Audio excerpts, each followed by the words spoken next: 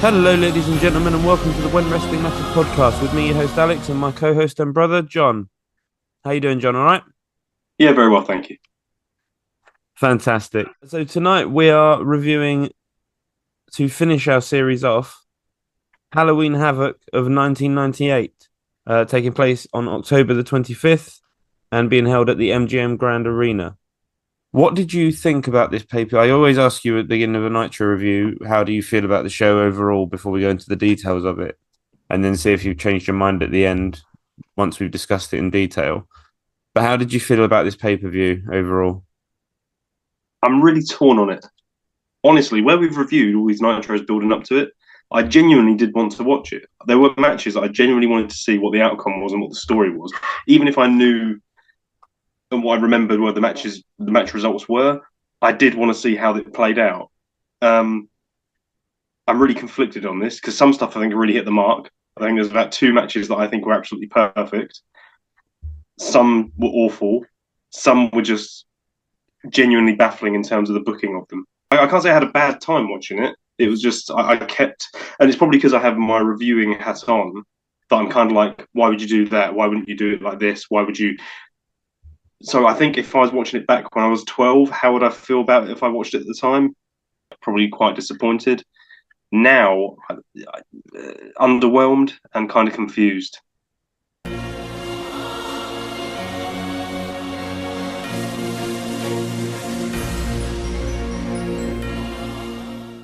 The show starts. There was something about the presentation that felt too much like Monday Nitro, and like it needed to. I don't know. I felt like there should have been something. It was just besides the set, everything felt very samey. There didn't seem to be much to differentiate it between a pay-per-view and just a normal Monday Nitro, except the big inflatable devil thing. Do you understand what I mean? I know it's hard to explain. It's just that. So here's the thing. I do understand what you mean. This is just what WCW did. Yeah. And actually, I think it was the WWF kind of did this as well. If you were watching like Backlash or Fully Loaded in the WWF, apart from the big entrance, in terms of the way it's shot, it was just like a very impressive Raw or Nitro. I think it's a really good set. All the smoke they always have when the people come out. I just wish it wasn't sponsored by Snickers. Because as we said before, it just ruins the look, and I don't know why they. I don't know. It depends. If you're a businessman, you must be getting a lot of money, but it still just ruins it for me. We go on to the announcers. They're just talking about mainly Hogan and Warrior, to be honest, but they do mention DDP and Goldberg. You know what I liked about these guys? All wearing suits. It's nice because most of them don't. Usually, it's just polo shirts and whatever. But for the pay per view, they're all wearing these suits.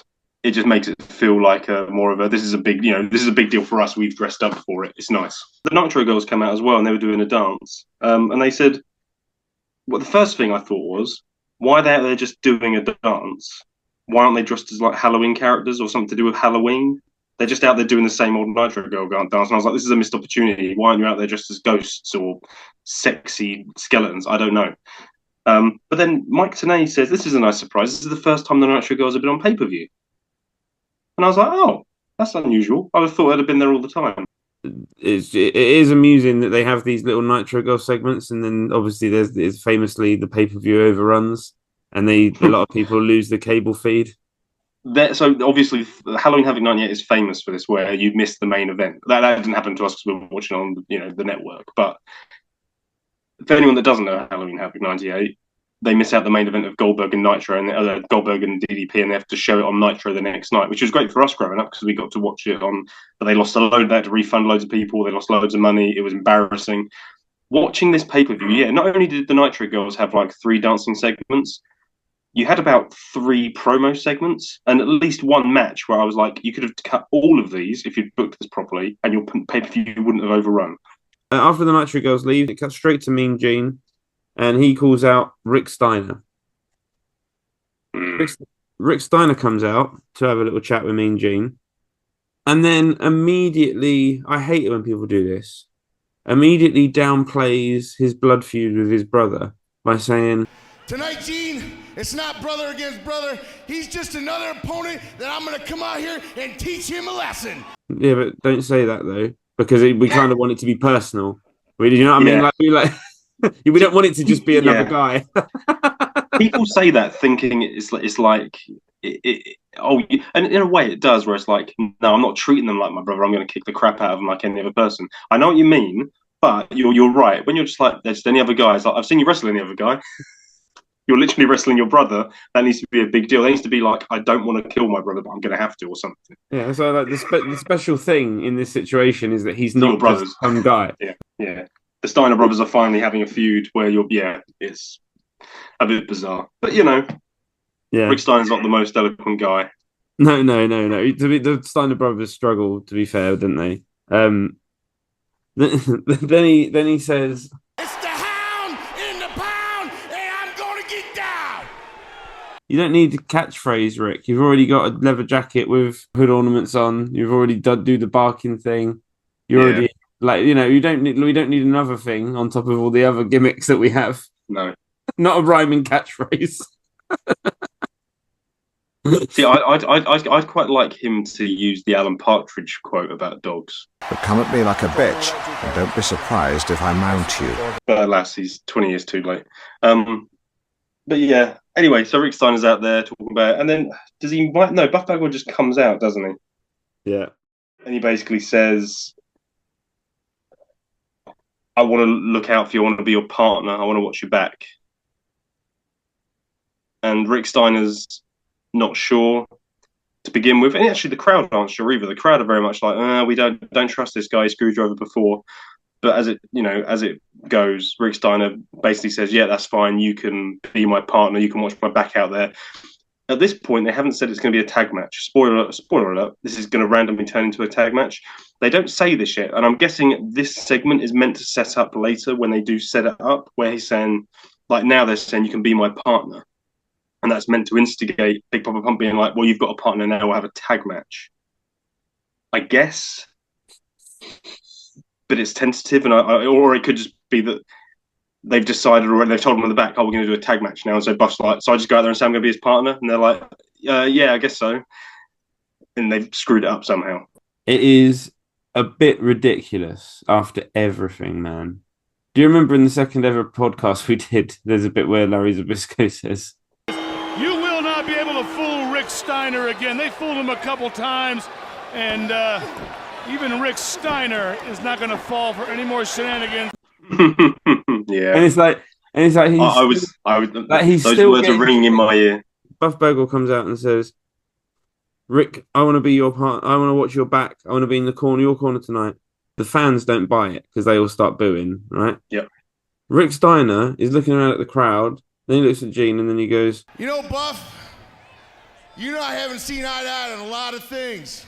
I don't know if I can trust you. And then Buff says, "You look in these eyes, you can see a guy that is ready to watch your back. I'm going to do it for you." Woo, woo, woo, woo, woo, woo.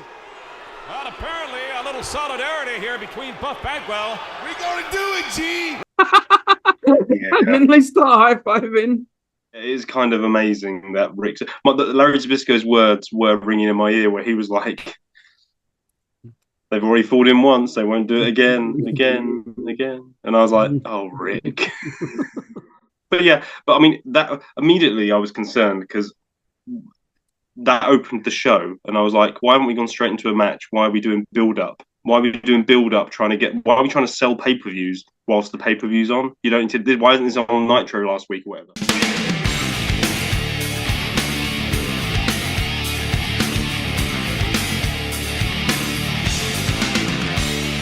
Raven versus Chris Jericho for the television title. A rematch from a couple of Nitros ago. And it is also mentioned by, I think, Mike Tenay, that it is a last-minute addition to the card. It's specifically mentioned. This is the last-minute addition to the card. Wasn't scheduled, but now it is. Excellent. Lucky fans, yeah? So they also mention, as Raven's coming out, that he's on a losing streak currently. The problem is if you can't be in the midst of the losing streak angle and having a title match on a major pay-per-view. Like, that's meant to be when you're on your way back up, because why are you getting a title shot when it's known that you're losing every week? And in fact, you lost to the champion 2 weeks ago, clean. I'm not sure I agree. I think you Okay. could have Raven have this match in the midst of a losing streak as part of the story of him getting his mojo. But I mean, I agree. The story has to be him get you. If you're on a losing streak and that's the storyline has to be you get out of the losing streak, and quite remarkably. I'm not against him having a title match and losing it. He's getting a TV title shot, which he clearly didn't ask for or know anything about until he got here, because he specifically mentions that.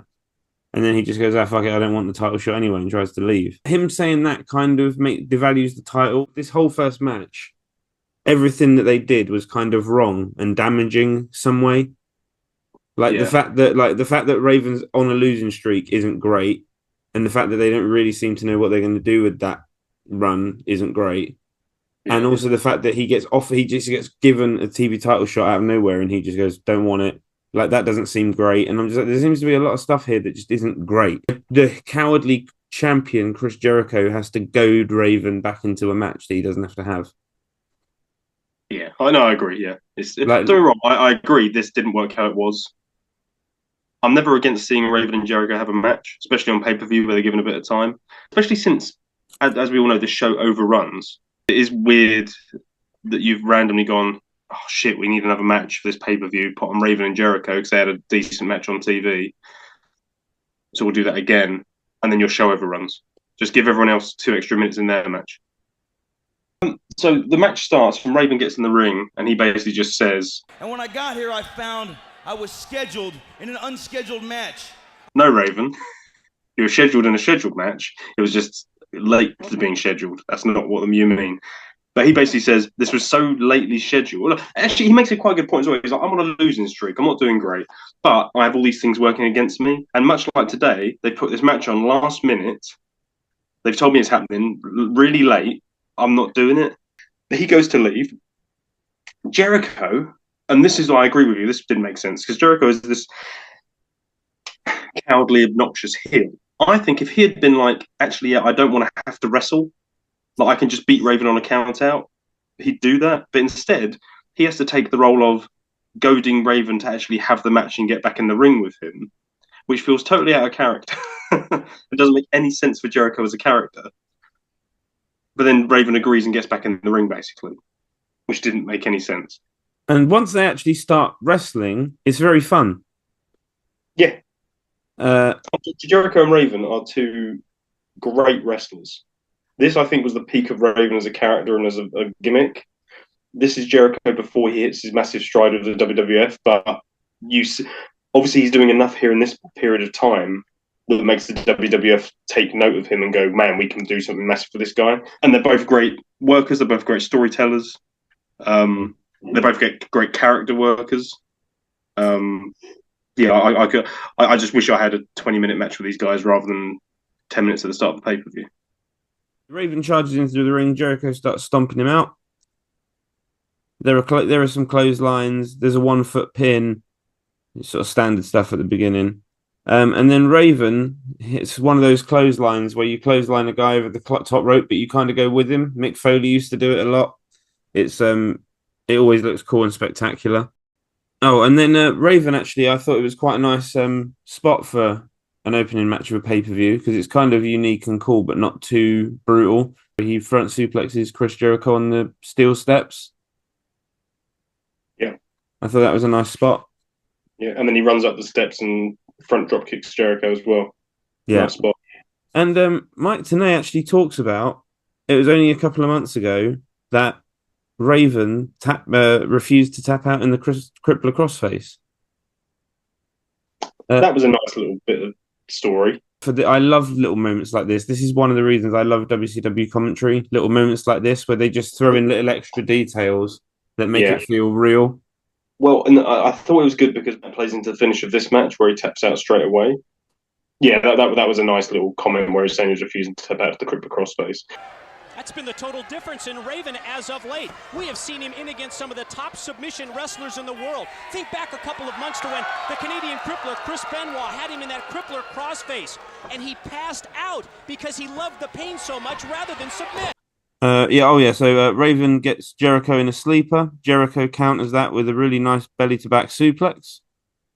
And Jericho runs up and goes for a leaping Hurricane Rana. Just runs up and jumps up for Hurricane Rana. Raven counters with a power bomb. Both men went to kick the midsection at the same time. Up, power bombed him down. Power bombed him down. And now look at that. He catapulted him head first into the exposed steel. And then clotheslined him down on two. No. And it was a nice false finish, actually. The crowd were kind of like, oh, maybe this could be it. Raven sort of botchily, but it somehow kind of works. And I guess is that when he dodges the kick? He dodges the kick. Yeah. It looks like it's going to be one of those moments where it's like, and it looks really fake. But somehow, because they're both awesome, I guess, they just manage to sort of, the way they spin out of it and he hits him, it's kind of like, oh, cool, actually. Halloween Havoc 98. Turned around, gut shot. Well, you knew this would be good. He ducked the kick. Belly to belly, got him over, and he got a 2 again. Jericho goes for the spinning back kick. Raven, instead of just ducking it, sort of flops to the ground like if you were in like real life, you were like cowering away from a move. And it does look for a moment, that's a botch. That's not going to look right. And yet somehow, within half a second, Raven's got him, and he hits him with a belly suplex. And I was like, that actually looked really good. Like I don't know what it was. He sprung to his feet straight away, and it just, for a moment you look at it and go, it's going to be a botch. Oh no, they saved it. So good on them. Jericho hits a lovely roll through, really smooth it was when Raven tries to hit another move on him, and he goes straight into the Lion Tamer. But this time, Raven does battle through and manages to drag himself to the ropes. So there are 2 things I want to say about this. Okay. One, Jericho rolls through, and you're right, it's beautiful. And then he tries to get the Lion Tamer on. And we mentioned this before, where when you have a finishing hold and you kind of did the step over, I don't know if this actually made into one of the episodes, but you used to get this huge cheer when you actually stepped over and your other foot landed, so the hold was locked in. And listen to the cheer here when Jericho actually steps through and gets, just all he does is get the hold on by putting his foot down and stepping over, and the crowd go, because it's on, it's locked on. It's right now, and also leverage. And he's in the middle of the ring, no place to go. Jericho turned the other way, got it. He's got him. Will he tap out? No, he's scooting toward the rope. Raven does get the ropes, but just before that, he reaches for the ropes. And one of the commentators says, he's about 6 inches away, to which Bobby the Brain Heenan says, it's the longest 6 inches of his life. And I don't know what he's trying to get at, but it made me laugh. But he gets to the ropes and gets out of it. I've just then written even flow DDT. I haven't written what happens to transition between the 2 moves, but I know that very shortly after that, he hits his even flow. I think there's a bit of bouncing off the ropes, and he does that thing where it's not a counter to it is a counter to the Irish whip, but it's where you kind of duck under the arm of your opponent and pull him in. Jericho kicks out, which is really cool. Got a kicks big out, and big surprise as well. People weren't expecting him to kick out. Big pop. But fans thought it was actually going to be a title change. Big pop. Was able to fight his way to the ropes. No, the even flow. We're going to have a new champion. We've got it right. 1, 2. No. He kicked out for the even flow. Incredible. Canyon comes out. Jericho gets whipped off into the ropes and hits Canyon, who falls to off. Comes back as an attempt for another even flow DDT, except it's the same finish as the one on Nitro, where Jericho then pulls him into the Lion Tamer, turns him over, and Raven taps out literally within 2 seconds. And the commentators make a big deal of this, of he's tapped out straight away, he's not even trying to fight. Raven's going on this losing streak. He's obviously lost the will to fight, basically. Okay? That's the end of the first match. It didn't need to be on this pay-per-view. I'm not angry that it was, because it was a good match. I liked it. It was a good opener. I would watch these guys wrestle this period of time loads because they're good. He hooked him. He was trying to even flow. He's got and he tapped out immediately. Can you believe it? He tapped out. He wasn't in that thing 3 seconds. And the losing streak continues for Raven. So the next segment, if you like, is a Hulk Hogan promo. This was bullshit and shouldn't have been on it. He says nothing of note, really, at all. Does he say anything? So the only reason I think this is even here is because, one, Hogan wants time to talk because he's Hogan. Yeah. But also I wonder if maybe the way that Hogan maybe got it, maybe it was like backstage, Bischoff was like, you don't need to go out there and talk. And he's like, no, I do, because we have to make sure the crowd know that I beat up Horace, because I have to remind the crowds that the finish to our match works. Because that's the only thing of note he says, where they kind of show a replay of when he beat up Horace with a chair, and that plays into the finale of his match. Maybe. You didn't need this promo. You could have shown a 30-second clip on the screen. Nothing of note is said here. It's a waste of 3-4 minutes.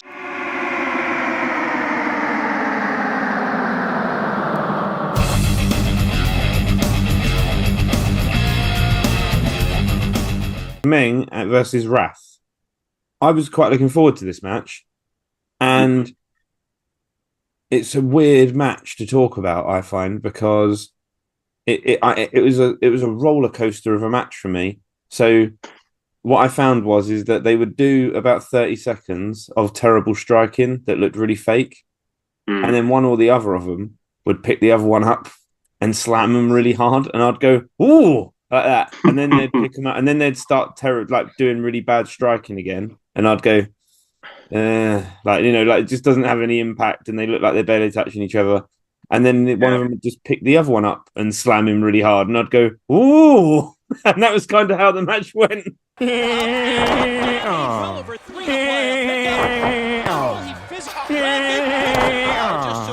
It was just a string of big moves interjected between terrible punches and kicks.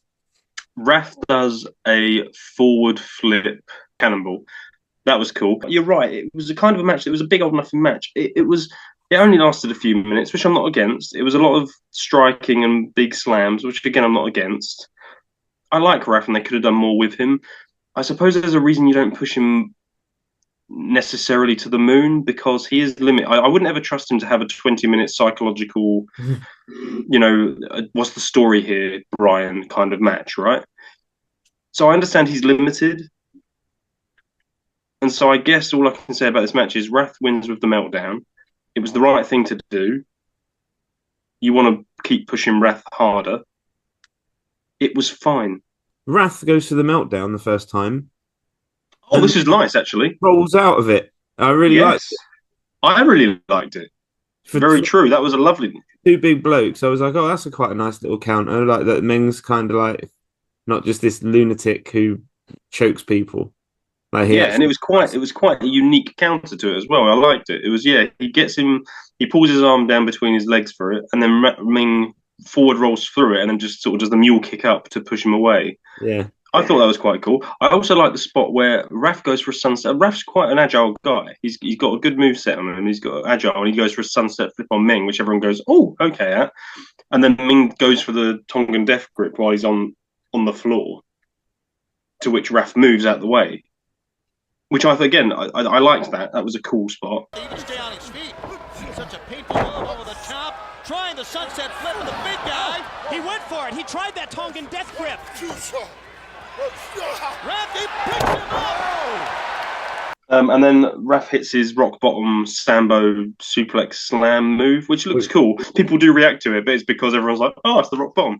And then he just hits the meltdown and wins. It was a really good meltdown. To the midsection, he's going for the meltdown again. Can he do it? And the fans respond. Look at Meng fighting him. He's trying to fight him. Can he get him up in it? Meng over 300 pounds. He got him up. He got him up. He did it. 1, 2. He beats Meng. Moving on from that, the next segment actually I really, really liked. So they do a backstage sort of like we're filming Kidman being interviewed for WCW.com. And it was awesome, dude. It was so authentically sport-like.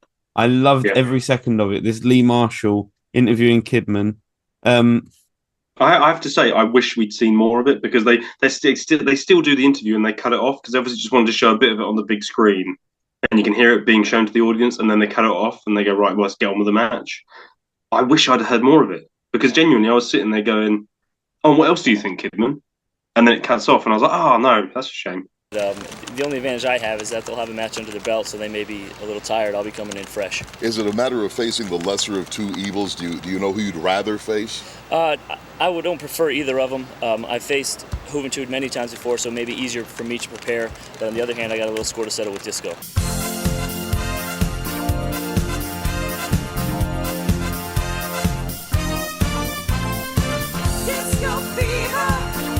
Disco fever, disco fever, yeah, yeah, yeah, yeah. Juventud Guerrera versus Disco Inferno. On the line is a shot at Billy Kidman later on in the night for the Cruiserweight title. What did you reckon on this, John? I'll start with a couple of things. Firstly, this is stupid booking. If you're going to have your face champion fight one of these guys later on in the night, why would you put the heel at a disadvantage with the idea that he's already lost? He's already fought once in the night. Why didn't you have this match on previous Nitro so you can just have a match between Billy Kidman? This is one of the matches you don't have to have here. Have this match on Nitro, have Disco Inferno win, then you can build up. It's Disco Inferno with a weight advantage against Billy Kidman. Instead, you have this weird thing of they have it on the same night, which puts Disco at a disadvantage against Billy Kidman. Billy Kidman, essentially, at the end of the night, will have fought Disco on 2 previous occasions. Once where Disco's exhausted, and I started rooting for Disco Inferno, see previous episode for that. And then this match where he's already wrestled once, and I'm like, well, Disco's doing really well for someone who's already wrestled once. It's just weird booking. Like, you don't need to do that. The second point I want to make is that Disco is really over, okay? As a heel, as a face, as a character, I really enjoy what the commentators do here with Disco, okay? Disco Inferno in 2024 gets a lot of heat because he's on a podcast where he slags off a lot of modern wrestling and a lot of people dislike him, okay? And I wouldn't put him in the Wolfpack in 6 months, but where he is right now doing what he's doing, when his music comes on, people pay attention and people listen. And I'll be honest, in all the segments we've watched him going through this series of podcasts, he's been one of the highlights. Absolutely. And he is nailing what he is doing. Disco Inferno is over. And people in 2024 that don't understand that, go fuck yourselves. So he's really good. He's really, really... If I was as good a wrestler as Disco Inferno, I'd be chuffed. The match didn't need to be here. I thought for what it was, actually, it was a really, really good match in the ring. They had a really nice back and forth match. Disco might be the MVP of the night. He wrestled 2 matches and they're both good matches. I really enjoyed it as a match. It just was, like you said, it should have been on the previous Nitro. And then you could have gone into this match, built it up and been like, Disco, who is a cruiserweight, you know, not actually a cruiserweight, but over heavy, is going up against Kidman. You could have saved that weird Horseman match that was on Nitro that didn't need to be there. You could have saved 10 minutes, which means you wouldn't have had to, you know what I mean? Like all this stuff that didn't have to be here, that means you didn't have to pay back all this pay-per-view money. It's bizarre. But this was a good match. This was, at the moment, this was probably the best match of the night. To be fair, in terms of an in-ring match, it's probably one of the best matches of the night throughout the card, if you actually look back over it. It was very... in terms of moves, yeah. In terms of moves, and there was a story there. So they start having a match, and it's a perfectly good start. There's chopping with the woos. Immediately, well, not immediately, they fuck up a kind of... It was that move we talked about the other day where they kind of go for a Faymaster, like kind of the leg over the head, and they flip backwards. And they fuck it up. And then they basically redo the spot. And I hate it when you just redo spots. I think it looks stupid, right? I understand if it's like the finish or something where, like, you know, I don't know. However, what I did like about this was that the spot gets messed up and there's just a bit of stumbling around and whatever. And Tony Schiavone says, Disco Inferno pushed him off. To which Bobby the Brain Heenan goes, it's that extra weight. Disco pushed him off. And well, that's the extra weight he's got because he's not actually a cruiserweight. And I was like, yeah, Bobby, you fucking legend. I love it. Well done, Bobby. The whole story here is Disco Inferno isn't a cruiserweight. He's overweight. He's a heavyweight, but he's somehow scanning it that he's a cruiserweight, okay? I do like, and I think it's in this match and the Billy Kidman match, they mention this, where they basically say, the longer the match goes on, Disco's at a disadvantage. So you kind of have the benefit cost analysis thing where, he's a heavyweight. So if the match goes 5 minutes, he'll probably beat a cruiserweight. But the longer it goes on, you can't go at the same speed and rate that these cruiserweights can, where it's constant. So as soon as you hit 5 minutes over, you're going to be exhausted and you're going to lose. Like the chance of you winning is going to like reduce massively. They don't do anything. The only problem I don't like, they don't really do anything with that after these matches or going forwards. But I heard that, just that little thing, and I was like, oh, you could do so much with that. There was a moment here, right? So there's a lot of moments in this where Disco Inferno is wrestling and he basically has the match won, right? But he will stand on the ring, he'll stand on the ropes and he'll do a dance, he'll do the Macarena, he'll showboat, he won't do a cover properly. The amount of people that criticize him for doing a shit cover, where they're like, he's not putting any weight on the shoulders, what the hell is this, right? And he certainly is losing his focus over and over again, but he still hits his mark. And covers. Nonchalantly. Boy, didn't look at this. He really didn't even have the shoulders pressed at all. He was just hovering over the man that time. Yeah. It was a really nice comment. That's what I was going to say. Like the commentary was really nice. That's why I wanted to talk about the match rather than just go over it and go, it shouldn't have been on the card, because even though it shouldn't have been on the card, it was a very nice match in terms of the story it was telling and the in-ring action. Well, and there was a time when, so they're talking about like he's dancing, he should have pinned in there, he should have done this, and I think they've spoken about this previously with other wrestlers as well, but mainly Disco. And Bobby Heenan actually starts saying about how he needs a manager. He says Bobby Heenan says he needs someone on the outside who can sit him in a room and have him watch the tapes back. He can talk to him about what he needs to do and when he needs to do it. Someone who can point, like he needs a manager there, because he's got all this talent and he needs someone there just to elevate him, because once he gets rid of all these things, he'll be an incredible wrestler. And I was like, that is so good that you have essentially this wrestler in Disco Inferno who's this mid-card heel, right? And he's a mid-card, obnoxious, annoying heel. And it's partly because he's a shit wrestler, because he doesn't know how to wrestle, because he's too cocky and he like doesn't take advantages when he needs to, and that's why he needs a manager. Like I'm not saying you should even give him a manager, but if you want to basically keep this guy over, where the idea is he's good enough, where he could actually achieve really good things if he gets all these shit quirks out of his game, but you can't get him out of his game because he's this obnoxious heel. It's so good. It's so good. Yeah, it was. I like I said, it shouldn't have been on the card, but it was a nice story. The commentators did a really good job putting it over, and the in-ring action was really nice. Disco Inferno at one point did the Cesaro swing, which it sort of popped me. I didn't know that was going to happen. I was quite shocked by that. And actually, the crowd quite popped for it as well. Yeah, they did. And then you have that thing where it's only about three or four rotations, and then Disco acts dizzy and falls over and headbutts UV in the groin, right? Yeah, there's the pratfall, which gets a nice reaction. Yeah. But then the camera goes really close to UV, and I think he might actually be in pain.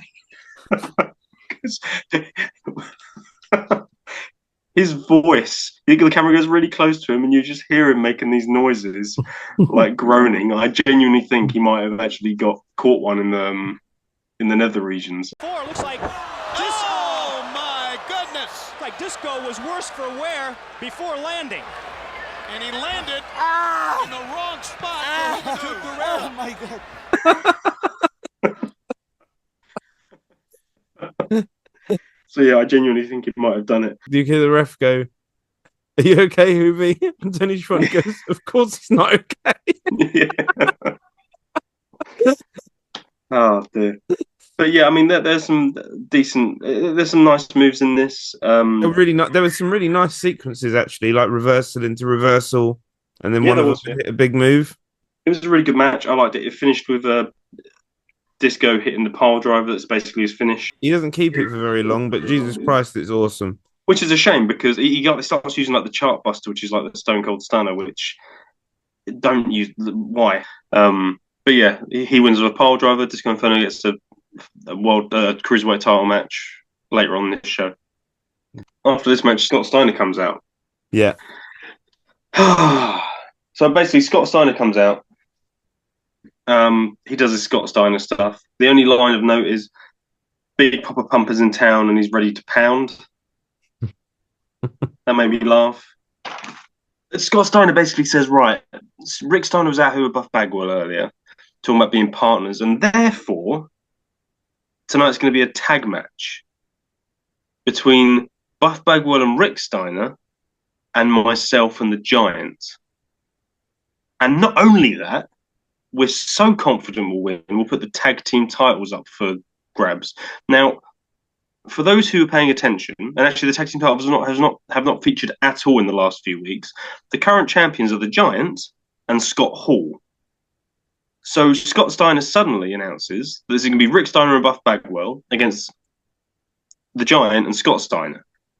Keep in mind that this match is meant to be Rick Steiner versus Scott Steiner. Yeah, after weeks of build. What? It's bizarre, right? And then JJ Dillon comes out. And instead of JJ Dillon saying, sorry, Scott, we've signed this. This is a contract. We've already sold pay-per-views on this. You are legally obliged to do this. Tough. He comes out and he's like, this is a great idea. I love this idea. You're saying you're willing to put the tag team titles up on... Yeah, all right, we'll do that. As long as you promise that after, if Rick beats you, you'll give him his 15-minute match. And Scott's like, yeah, okay. He's like, no, what? It did make me laugh because it was kind of one of those things where it was like you managed to Jedi mind trick someone into negotiating down.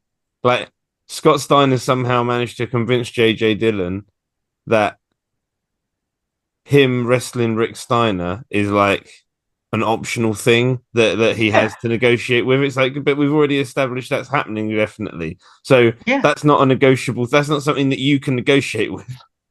You can't go. I tell you what. Yeah, it would be. It's like, I tell you what, boss.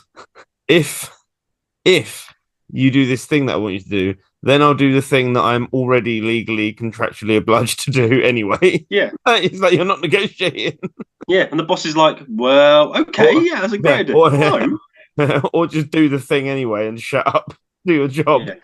And can I just say, right, I'm not actually against the idea of this, okay? If you'd have been building this up for the last few weeks Scott Steiner's like, no, I'm not wrestling Rick. I refuse. Blank through it, you can fire me, I don't care. If you'd have built this up as, this is going to be a tag match, and if Rick wins it, he gets his match with Scott, I'm not against it. You don't bring this up on the night of the pay-per-view, though. You don't bring this up 45 minutes before the match was meant to happen. It's weird. And then you throw the tag team titles in.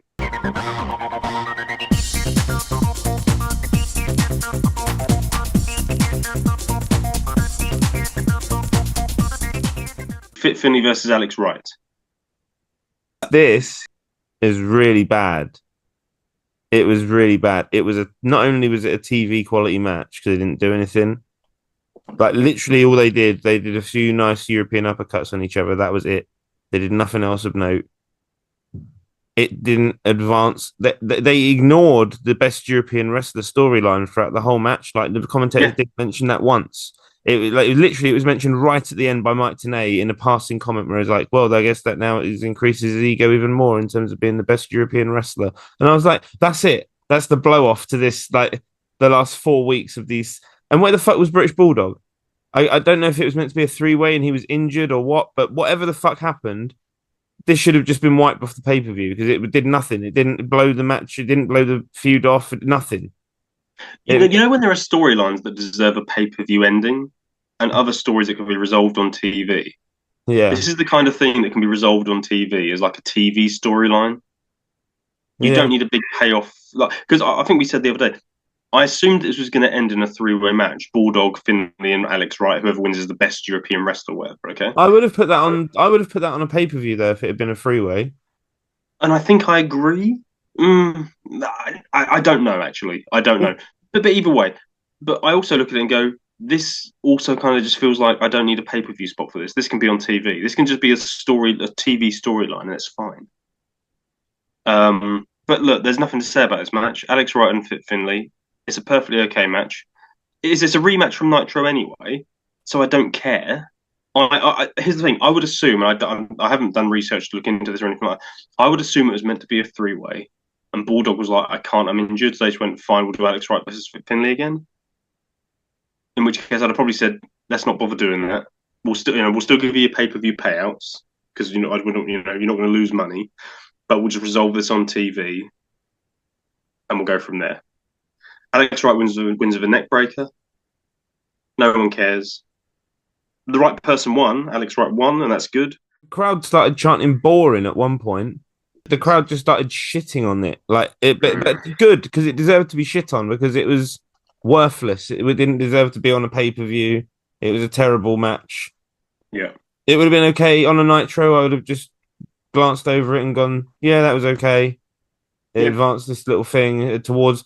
But yeah, I mean, I assume this was meant to be a freeway, and then they couldn't do that for some reason. But yeah, what this was in the end was worthless.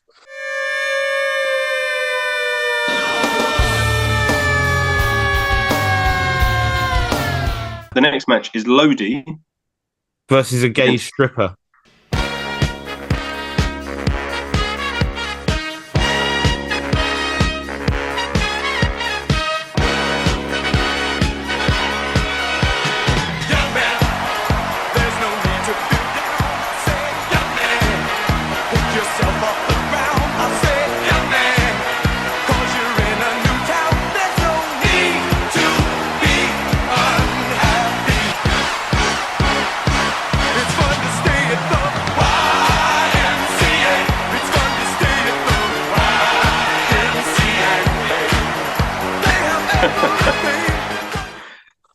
Against Perry Saturn. Okay, so the only thing that kind of makes this work is that someone kind of mentioned this is kind of like a grudge match or like a revenge match, because Lodi wants revenge because the flock have been broken up. He didn't want them to be broken up.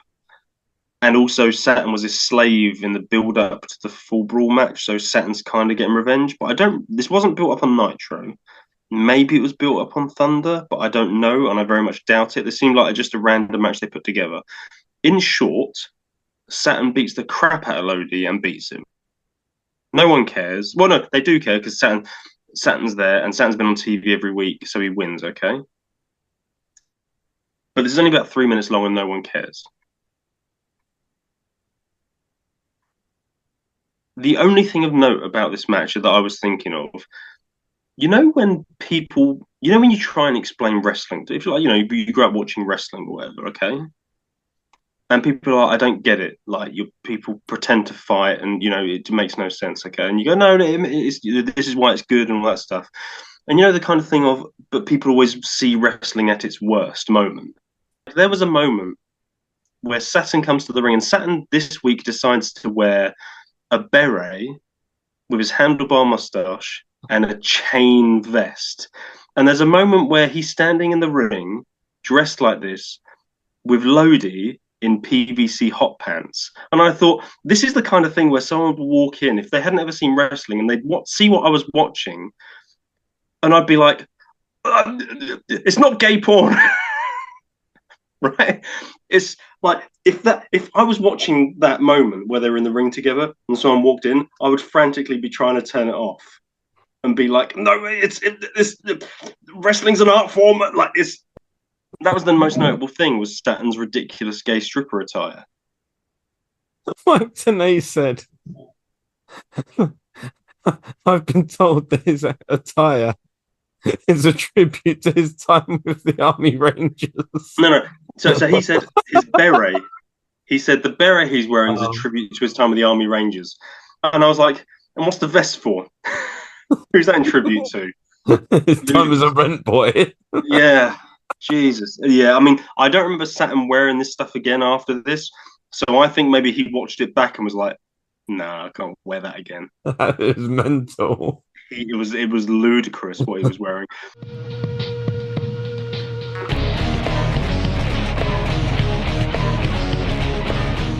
We move on to match number 6, which is Disco Inferno versus Billy Kidman for the Cruiserweight title.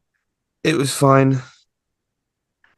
It wasn't fantastic, and still. Well, they didn't really do. They didn't do the whole tired angle here, did they?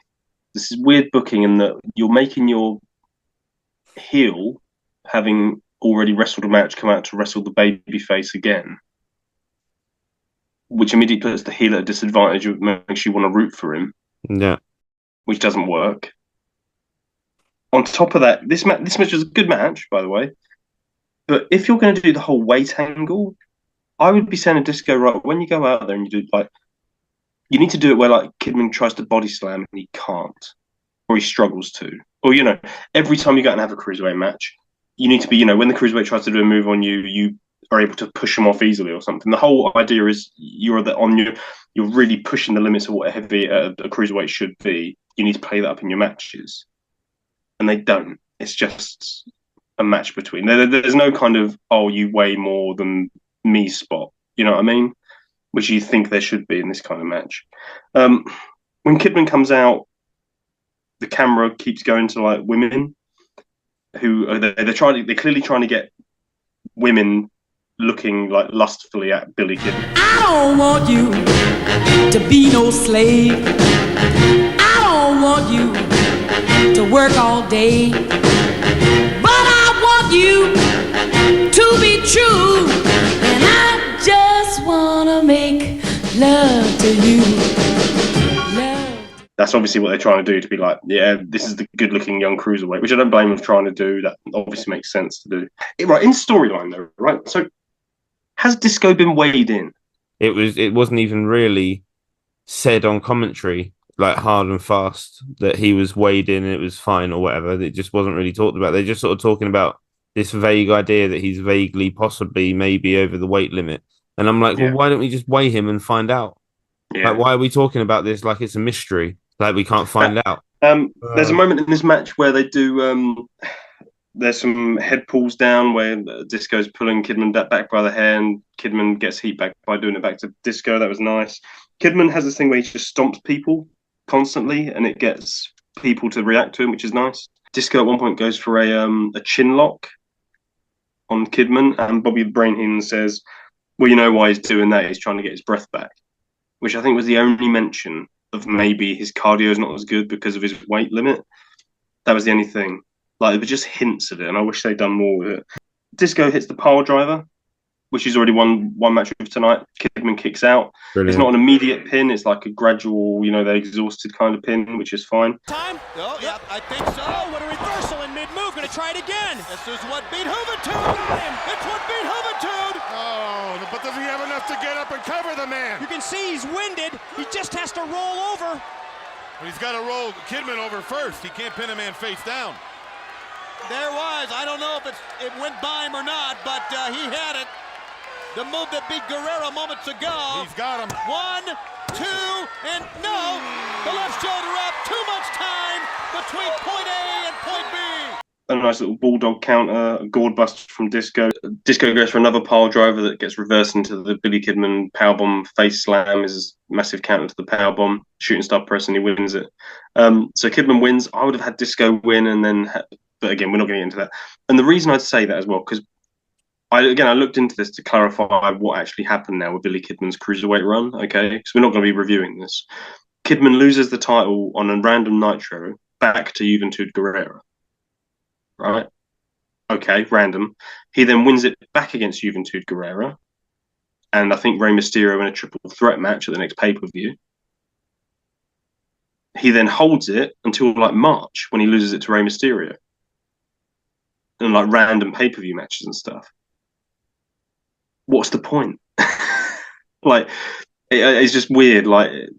Again, I don't remember it being a bad run, but it's very much you have matches to make people cheer run rather than here's a storyline that actually could have progressed and done something interesting.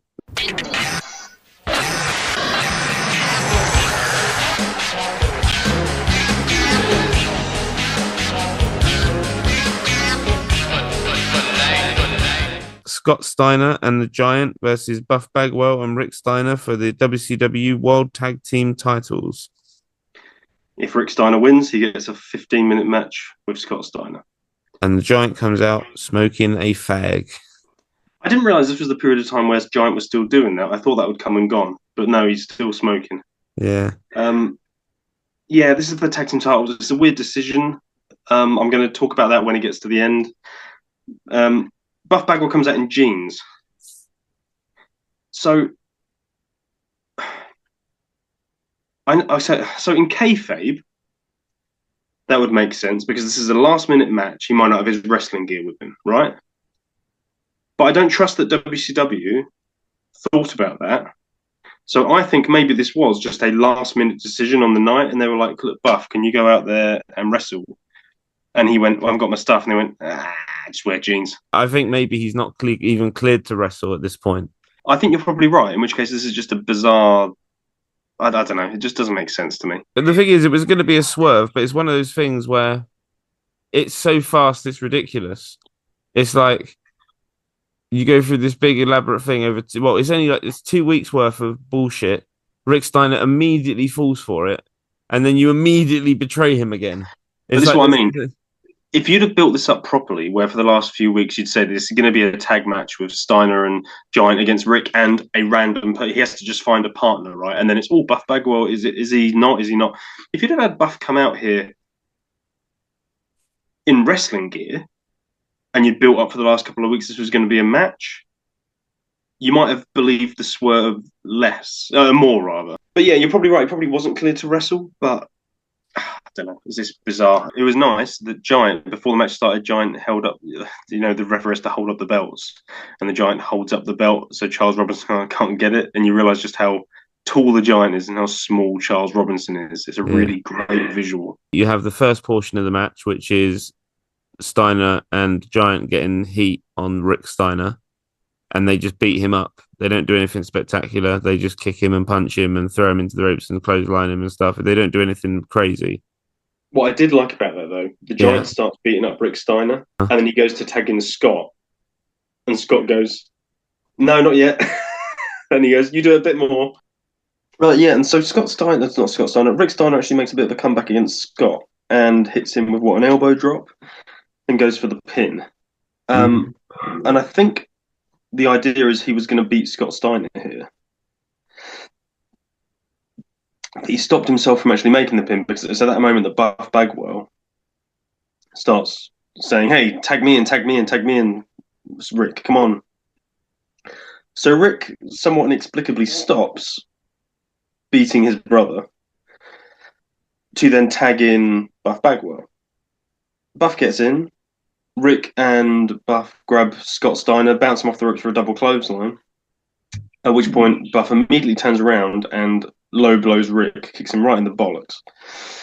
You will not be able to fool Rick Steiner again. They fooled him a couple times, and even Rick Steiner is not going to fall for any more shenanigans. You will not be able to fool Rick Steiner again. Buff's never left the NWO. It's all a big charade. They all hug him, Giant and Scott Steiner. And then somewhat weirdly, Buff Bagwell runs off. Now, I understand why he runs off, because he then appears later on. But in the context of this match, I didn't understand why he ran off. He just starts jogging down the aisleway, which was a bit weird. I was a bit like, is Buff just running away? What? Like, it's like he's like, well, my job's done, and off he goes. It was a weird thing to do. The first thing I thought is, that's it then, isn't it? Like, they've screwed him twice because he's just got him counted out. Because he's just been tagged into the ring. Yeah, I mean, that would have been the smart thing to do, wouldn't it? Imagine, like, that would have been a generally smart thing for the NWO to do. But the ref just apparently seems to go, well, you've left, I guess Rick's the legal man now. And then what proceeds is about quite a while where the Giant and Scott Steiner just take turns beating up Rick Steiner. And you have a couple of hope moments where Rick starts fighting back and the crowd do really react. They still want to see Rick fighting against Scott Steiner and giving him a good kick in. But mainly it's just the Giant and Scott beating the crap out of him. Until it comes to the moment where Scott tags in the Giant and he starts holding Rick Steiner in the middle of the ring. Giant goes to the top rope, which wasn't unusual for Giant to do. He did do it sometimes, but it was rare and it meant something when he did it. So Giant goes to the top rope.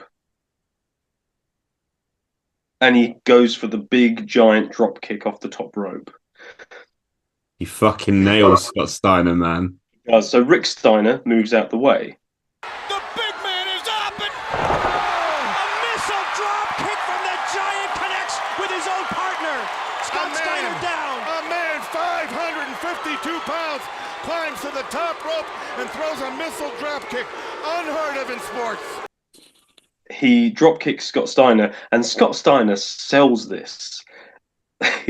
He catapults backwards, and he's sitting there in the corner of the ring, upside down on his shoulders/neck, with his feet against the ropes, upside down, and he's there just in the same position. It's not like he goes there for a moment and then falls back down. He's there upside down for about 30 seconds, maybe. As soon as Scott Steiner's out of the picture and it's one-on-ones, Rick Steiner very quickly overwhelms the Giant and bulldogs him and pins him. Which gets a big reaction. A huge reaction.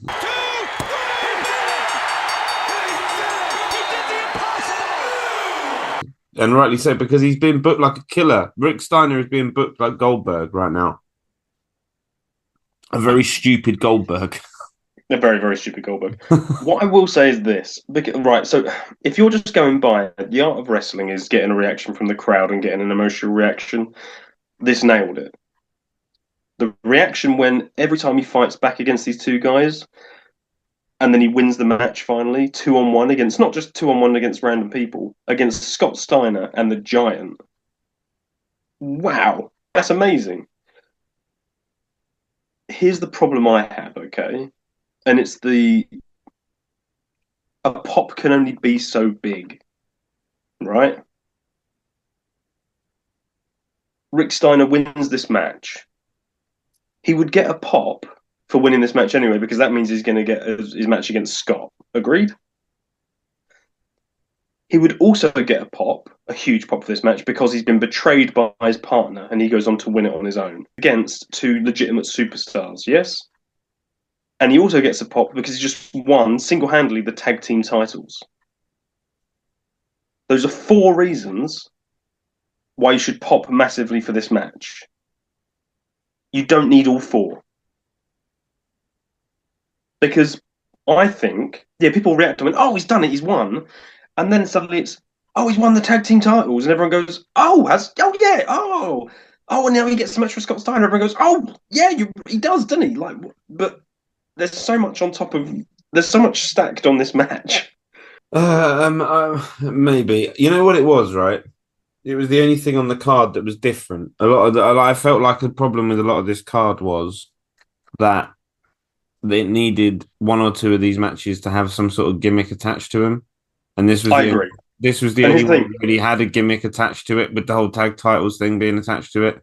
And I agree, which why means, I liked it. Yeah. Because it was. Well, here's the thing, and I agree, which means you either need to build this up properly to be, this is going to be a tag match, or you have it where, I mean, a steel cage match would have been perfect for this. Having said all that, I am nitpicking. In terms of, again, if the basic thing of wrestling is you want to get a reaction from the crowd and a satisfying reaction, I did pop for this. I was like, yeah, Rick Steiner's done it. He's that's amazing, and the crowd did it as well. So in a way, my complaint is somewhat redundant, because if I was sitting here with Eric Bischoff saying, oh, this was, you booked this weird, he'd say, listen to the crowd and tell me I did it wrong, and he'd be right. I'd go, yeah, that's a fair point. Welcome to the Dog Pound. Hoo, hoo, hoo, hoo.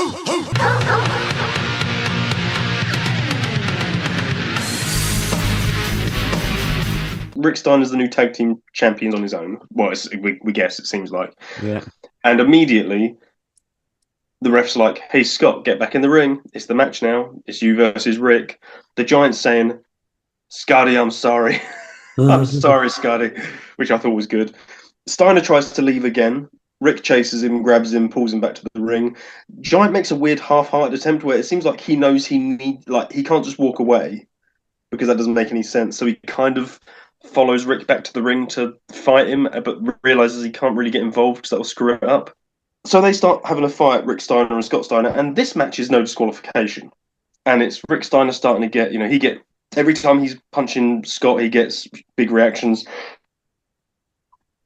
Every time Scott does it back, the crowd dies because they don't want to see Scott doing well. Rick goes for a pin really early in this fight, which ruins the whole thing of, I want to fight my brother. Rick Steiner's finally got his hands on Scott Steiner. They're finally going to have a match. This is finally them, I finally get my hands on you for however long. And I'm not even saying don't want to necessarily beat him quickly, but you want to beat him up, right? He goes for a pin after like a body slam about 2 minutes in, and I'm like, what? You're not trying, like, it was just bizarre. It was like, I'm going to beat my brother with a random body slam or a back body drop or something. It was a completely innocuous move. And I think I think even Tony Schiavone calls us out and he's like, I don't know why he's going for a pin there. Because clearly he's like, you should want to kick the shit out of your brother here. But not a lot happens in this match. It's a bit of back and forth for a few minutes, probably like 2 minutes. And then Bill Clinton comes out. This made me laugh because he said, one of the commentators, right, so Bill Clinton runs out. He gets a slapjack off Stevie Ray because Stevie Ray had to be on the pay-per-view, didn't he? And then he runs back to the ring and hits Rick Steiner with it. And then Stevie Ray out there? You're going to have to look at this and put the clips in. I don't think he was out there. I think they saw that this guy had a slapjack and they went, is that Stevie Ray? As in, is he the one under the mask? Oh. Because he's holding the slapjack. To which I went, he's clearly white. Mm-hmm. He's got big white hands. And they're like, he's holding a slapjack. Is that Stevie Ray? Well, look at the hand holding the slapjack and you'll see this is clearly a Caucasian man. Bill Clinton comes in with a slapjack. He hits Rick Steiner with it. Okay. He then turns around and hits Charles Robinson with it, the referee, who takes an amazing bump with this slapjack hit. He sells this like a cartoon character, and it's great. He flies backwards. And the guy takes the mask off, Bill Clinton takes the mask off, and it's Buff Bagwell again. See, this is why I think the tag match was like a literally last-minute addition. Because not only is Buff in jeans, but it's almost like they went, right, what's the finish of this singles match? Well, Buff will come out dressed as, it'll be a big swerve of, It's like they wrote out one swerve, and then... Well, why did he come dressed as Bill Clinton? Why wouldn't he just come out as Buff Bagwell? Who are you hiding from? It's bizarre. Like, it just doesn't make any sense. Like, this was so overbooked. What made this worse as well, Buff Bagwell hits Steiner with a slapjack. He then hits the referee with a slapjack, and the timekeeper starts ringing the bell. I'm tired of getting got. Buff Bagwell knocked the referee out with a slapjack. As in a ding, ding, ding, ding, match over, disqualification. It's a no DQ match. You fucking idiot. Mm-hmm. So, Buff Bagwell, and actually the fans did quite well with this, because if I was there, I would have probably assumed all the match is over then. They fucked this up. I guess they've called for the bell. Actually, Buff Bagwell starts getting Charles Robinson and trying to make him count. Yeah. The 1, 2, 3, and the crowd are chanting along with it, but cheering when Rick Steiner kicks out. So I guess they still think the match is going on. Instead of just, because I'm sure a lot of crowds would have just been like... Yeah, they would have died because it was... Well, they'd just been like, well, it's not a real count, so who cares kind of thing, right? Then Scott Steiner goes up and hits a Frankensteiner on Rick, which is lovely to see. He then goes for another pin, but again, Buff Bagwell gets Charles Robinson with 3, 1, 2, kick out. Everyone goes, oh, that's amazing, right? Mm. And actually, what I did quite like about this match, because I thought about this moment, Scott Steiner and Buff then pick up Rick Steiner for a double clothesline spot, to which Rick ducks underneath and then clotheslines Scott and then goes after Buff, right? Unless this is pure coincidence, that's meant to play back into the moment that Buff betrayed him earlier on, right? Because it was a double clothesline spot and then he kicks him in the bollocks. And that's exactly what Rick does to them. Duck a double clothesline, kick Buff, right? I'm not being an idiot. That is meant to be a direct callback, I assume. I know what you're saying. Yeah, it's the same spot that he betrayed him on, yeah. Yeah, so I like that.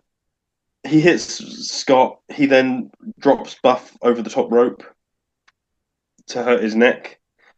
And then he hits Scott with a bulldog and pins him. And in fairness, the crowd pop again. He's still alive! Oh, yeah! Steiner Bulldog! Nick Patrick's in! And Rick Steiner wins! I guess we know who the better Steiner. I didn't dislike this match. I didn't dislike either of these matches. The whole thing I quite enjoyed. The crowd are into it. It worked. It was just the definition of overbooking. that I look at and I just go, if you'd have taken out 3 or 4 elements here, this would have just been so much more concise and a better thing to watch. It would have just been better to have it be a no disqualification match, but then it wasn't even really made. Even that wasn't made the most of, was it? It was just so that you could have interference and the match wouldn't end. Like that wasn't really made the most of. But yeah, I thought it was.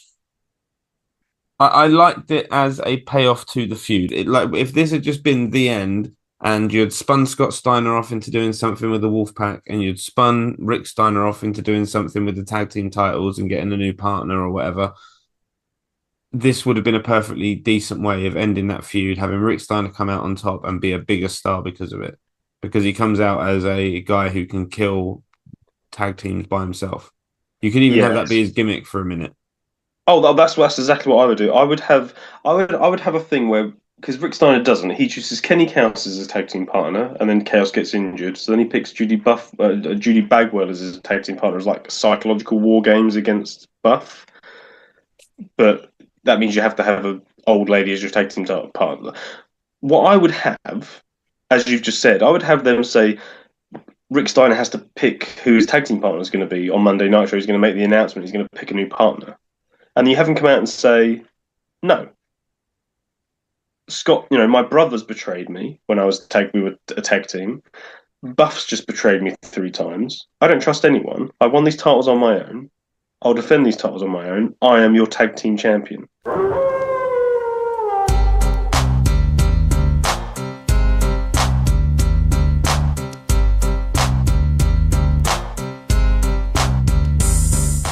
Match number 9.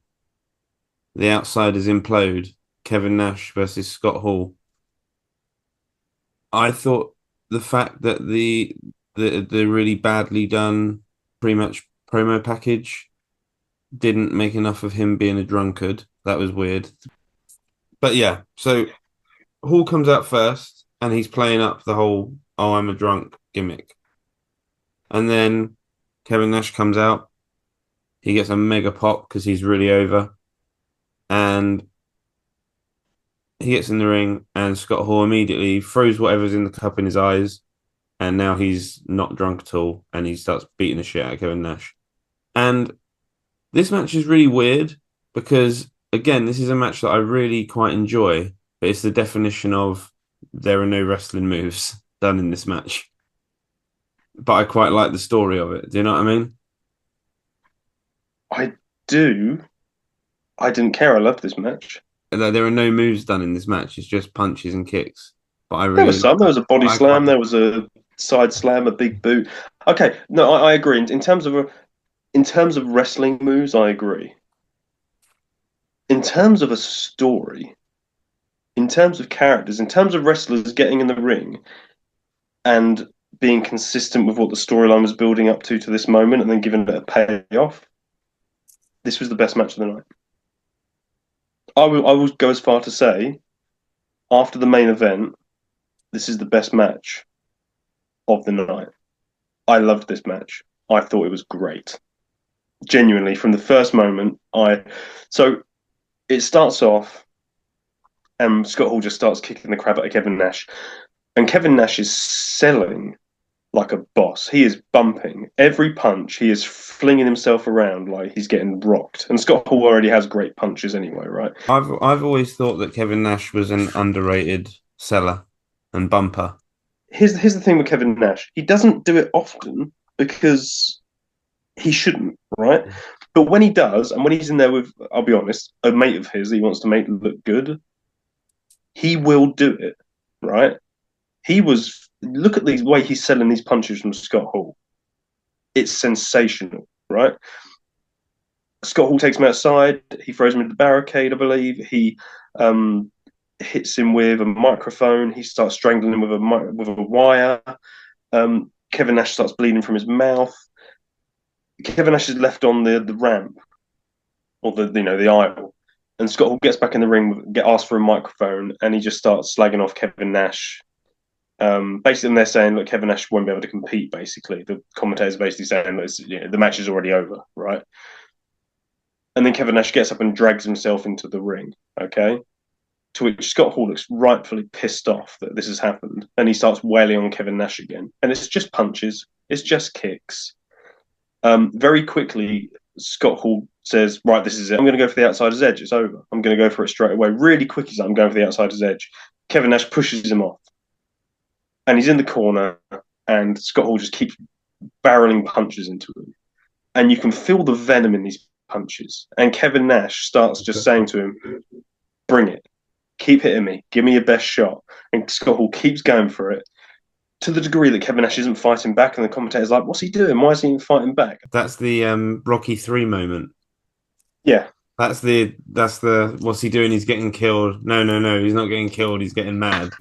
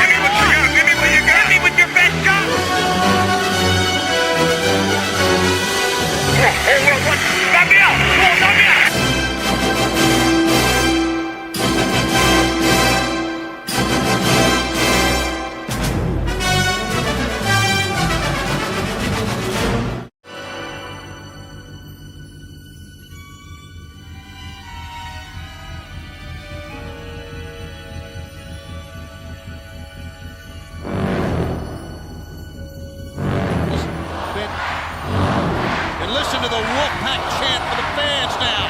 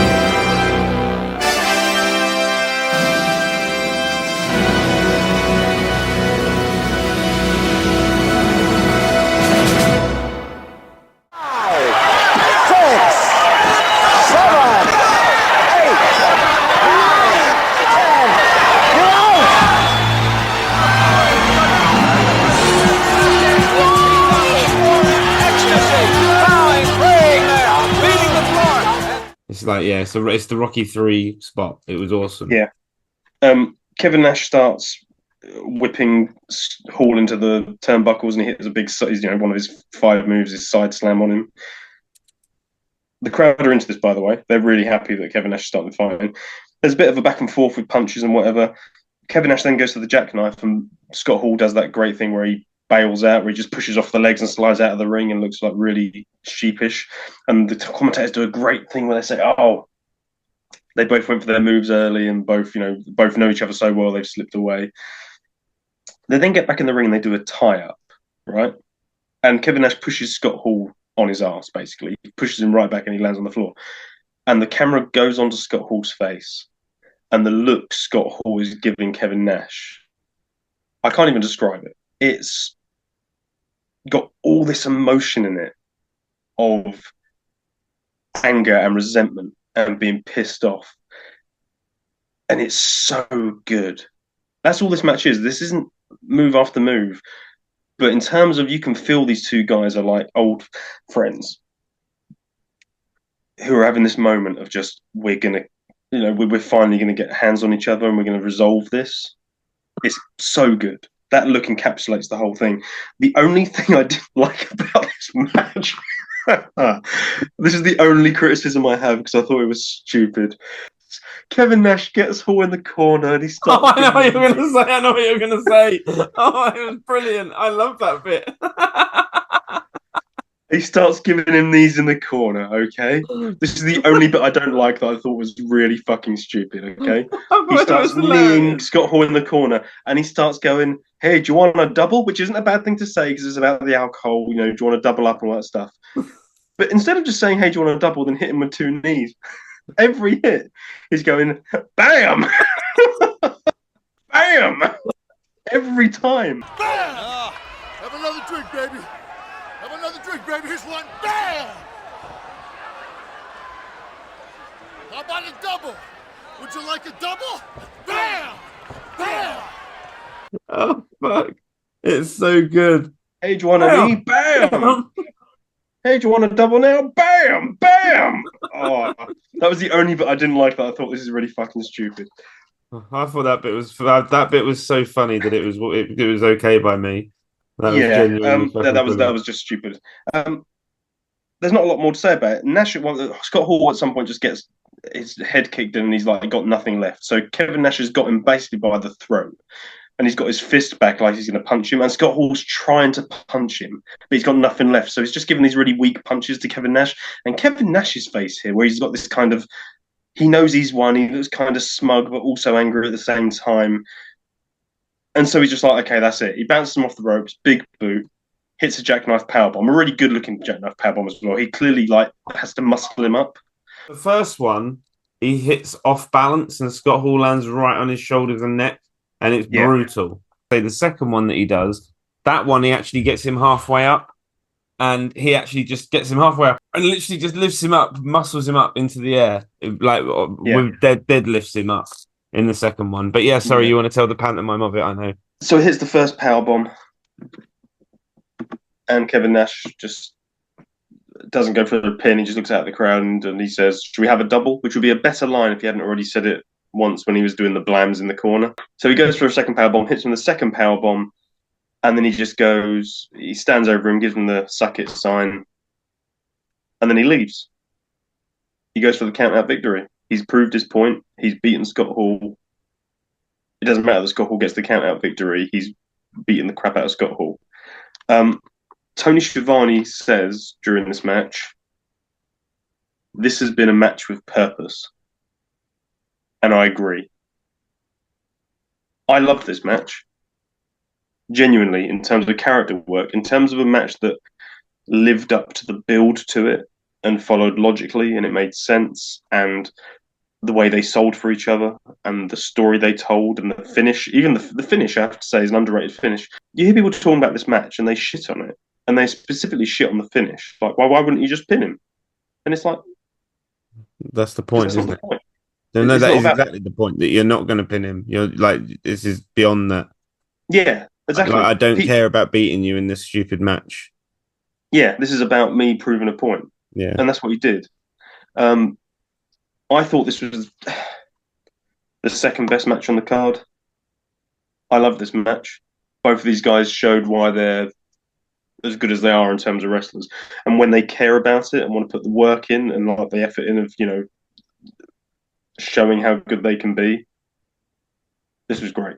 Can I say, do you know what I really felt this needed? And and I was watching it thinking, if they did this one small thing, it would make this match so much better. I think they both needed to get colour. Kevin Nash was bleeding for his mouth at one point. Yeah, it weren't enough. With how the match was, with him like hitting him and the long hair like flying around the place, I just feel like if they'd just both got some colour, it would have made the match, it would have just made the imagery of the match better. Do you know what I mean? Yeah, I have to say there are quite often matches that I sometimes watch and go, "This could use it." I didn't feel like this needed it. I'm not saying you're wrong. It didn't leap out to me as though this required that. I personally didn't feel like it needed it, but I don't think it would have hurt it. And maybe if they had done it, I might be sitting here saying it worked really well. I just don't necessarily think it needs it. Yeah. But yeah, I love this match. I don't know why people shit on it as much as they do. I thought it was great.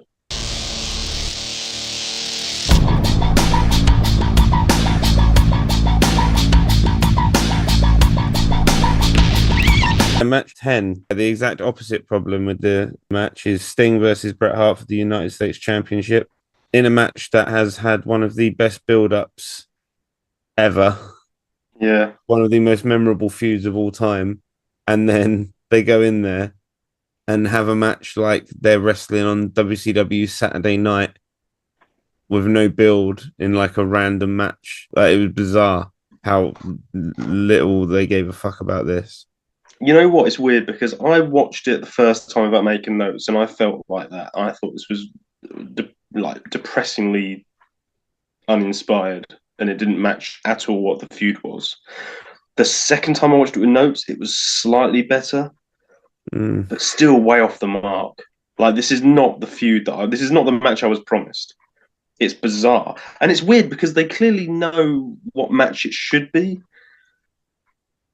Because of the finish. Well, because of the intensity.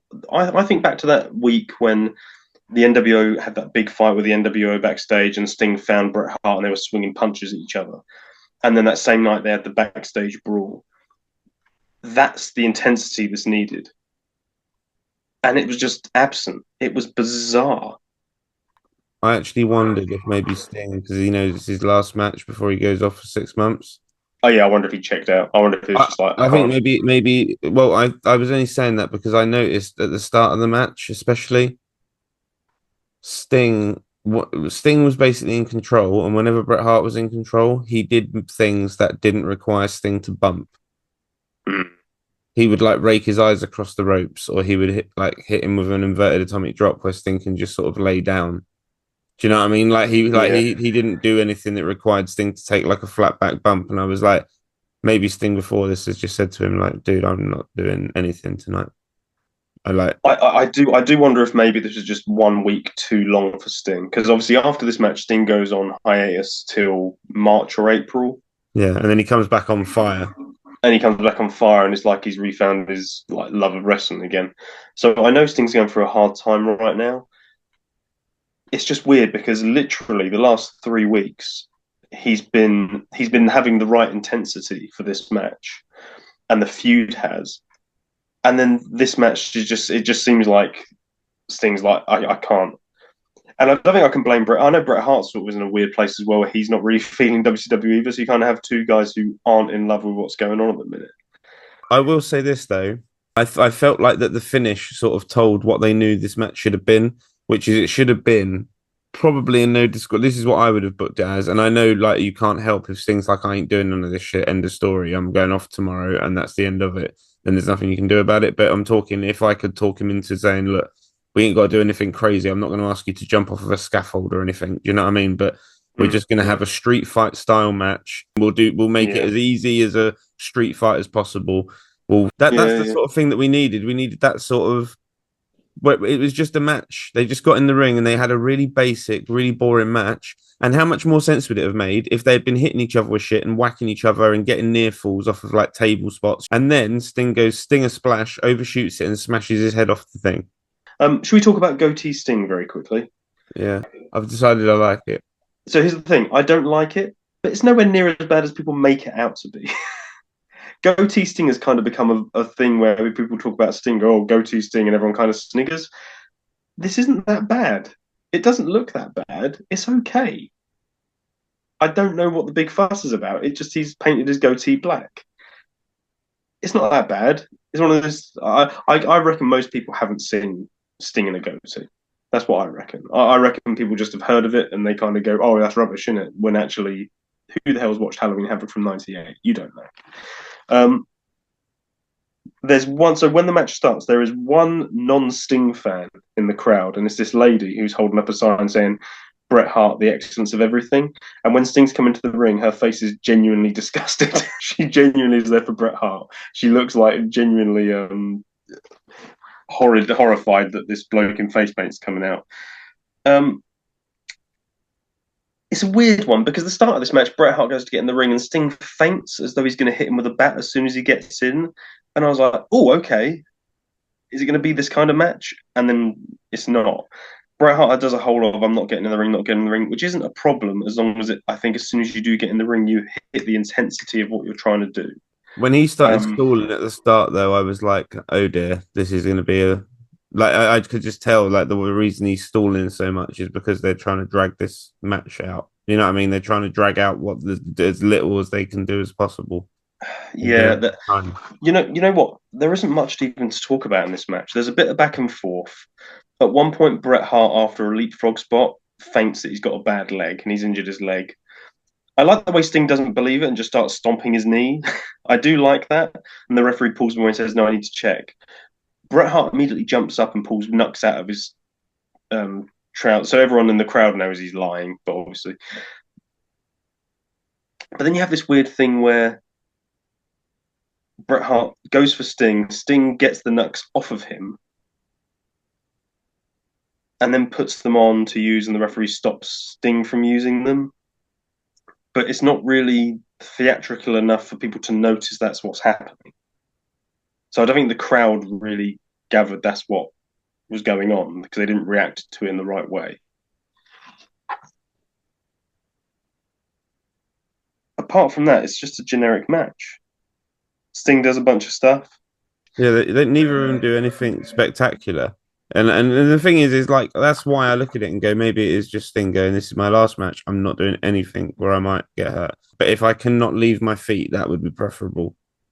Do you know what I mean? Can we talk about the finish and the bizarre thing the ref does?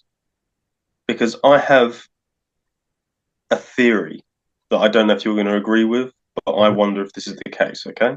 Right. So the finish is basically this. Sting's on the ring apron and Bret Hart keeps punching him. And then the ref comes up to Sting to say to him, hey, you're all right, get back in the ring. To which Sting elbows the ref. Ref goes down, Bret Hart leg drops the ref, which gets a nice reaction from the crowd where they kind of giggle because it was funny that Bret Hart just so blatantly attacked the ref. I thought it was Bret Hart. Just flailed. Oh. And then a leg drop from Hart to the back of Billy Silverman, our official. The ref is now almost in the middle of the ring, right? Now, you'd think that someone would roll him out or someone would push him further away or something, right? They carry on wrestling, Sting and Bret Hart. And there's a moment where Sting at one point gets kicked and drops down and it seems like he's saying something to the ref. Bret Hart then also kind of goes near the ref, right? But the ref doesn't roll out. He does move, though, and he moves nearer the center of the ring, right? But I think it's intentional. I think he's meant to do it. This is my theory, okay? Because then they do a top rope superplex that hits the ref, which is, I don't think, part of the plan. I think that's just bizarre. Okay. You know how the finish of the matches, Sting overshoots the Stinger splash in the corner and hurts himself? I think the idea is meant to be... But the ref's in the way? Yes. So because it never made sense. Run. In all the years that I've seen this, I've never been like, sorry, why did Sting overshoot the Stinger splash? It never made any sense. Like, why on this occasion? Why did he overshoot so much that he hit his head on the turnbuckle? The commentators, it's just like, oh, he overshot and now he's knocked himself out. Like the one time Sting's ever done it. And it wasn't the first time I watched the match that I thought of this, but the second time I was like, wait, they're saying something to the ref and he's shuffling to the middle of the ring. Only a little bit, but he definitely shuffles to not to the... And you think if it was like, get out the fucking way, he'd move to the side. But he doesn't. He moves to the center of the ring. So that when Sting goes to do the Stinger splash, he kind of has to go. He doesn't actually jump over the ref because he's too far out, but he kind of has to shimmy to the side of the ref to get around him. I think the idea is because the ref's in the way, Sting has to adjust his jump and he overshoots. And that's why he knocks himself out. I think that's what they're going for. I think you've nailed it because I was confused by that. Because, yeah, there's that really awkward moment where Sting gets kicked and he literally just like bends over, like kneels down next to the ref. And even the commentators say, oh, Sting's checking on the ref. And then everyone goes, no, he's just been kicked. He's obviously just bent over because he's been kicked. So there's confusion because it's so obvious. And Yeah. then they go to the corner. And what I thought at the time, is it meant to be like a spot that the referee gets crushed under this suplex? Because he moves closer to where he's going to get hit with the suplex. Yeah. You know what I mean? I was really confused by it. And then when his foot got crushed, I was thinking, oh, that's got to hurt. But why did you move closer to it if it wasn't meant to happen? And I was thinking maybe he was meant to be literally under them so that he would get the suplex on top of. Do you know what I mean? And I thought maybe he was just really out of position and that's why his feet got crushed. But then what you're saying makes more sense, that he was meant to be a part of the finish and in the way of the Stinger splash, sorry. Yeah, he should have been in the way of the Stinger splash. But even then, he wasn't in the right position. No, well, this is the thing. It still doesn't work entirely because Sting doesn't have to jump over him. He just kind of runs alongside him. So it still doesn't work. But I reckon that's what the idea was. I reckon the idea was the ref's in the way. Sting has to recalibrate his jump and screws it up because the ref's in the way. That's what I think is meant to be what happened. I might be completely wrong, but I don't see any other reason why the ref wouldn't have just rolled to the side. That's a proper Bret Hart plan as well. Yeah, no, isn't it? Like Bret Hart likes those kind of clever little things that are kind of realistic and kind of subtle, but you know what I mean? Like I reckon Bret Hart probably come up with that. Yeah, I think that's probably a good shout. Anyway, so Sting overshoots the Stinger splash and knocks himself out on the pole, the ring freaking pole. Yeah. The finish is after Sting headbutts the ring post and is immediately knocked out. Like he's just draped over the ring steps, unconscious, over the ropes. Bret Hart immediately goes out, gets the baseball bat, and then just starts wailing on Sting. Like hits him about 4 times flat in the head, and then he climbs to the middle rope, jumps off, and then hits Sting again with the baseball bat. It's meant to have been 5 shots to the head of a baseball bat. He then puts the sharpshooter on him. Sting's unconscious. End of the match. And actually, they really do sell the fact that Sting's been beaten up because 5 minutes it takes them to get in the ring with a stretcher, then take him all the way to the ambulance, and you follow him all the way there, and then he's in the ambulance. Like they really do sell the fact that he's going away. You know, this is an injury angle. He's not coming back for a good while. I liked the finish. I don't mind this being the finish to the match. In terms of this finish is what the match should have been. So they did understand that it kind of had to have this violent kind of ending. And I'm not even against Bret Hart winning the feud, by the way. Even if Sting wasn't going away, I don't mind Bret Hart doing this and then maybe saying, right, Sting, you're off to, even if Sting wasn't away for 6 months, have a couple of months off till Starrcade or something, and then come back and, whatever. So I'm all right with Bret Hart winning the feud. I'm all right with him winning the match in this way. But the match itself might be the most disappointing. Dull, boring. It was terrible. Yeah, there was nothing to it. And it's weird because literally 3 weeks prior to this, they have that street fight that I look at and I go, that is exactly what the intensity, maybe not the payoff, but that's the intensity you need. So even 3 weeks ago, you knew how to do this. It's just a shame. Yeah, it really was. And like I say, I think that you could have had a match that was fun and entertaining and would have been more fitting for the feud, where they just did some weapon stuff and some table spots. You know what I mean? Some safer stuff, nothing too crazy that people would have got a kick out of. And then you could have had that big violent ending where Sting smashes his head, maybe make it a bit more obvious what's going on. But I think you're dead on about the referee thing. I just think it was a badly executed thing that wasn't clear enough what was going on, because I didn't pick up on that. You know what we were saying before? This match has almost the opposite. It doesn't pay off the feud whatsoever. The match is complete bullshit. The only thing that vaguely makes sense for the feud to end is the actual ending of the match, the last couple of minutes where Sting's unconscious and Brett's just annihilating his dead body with a baseball bat. The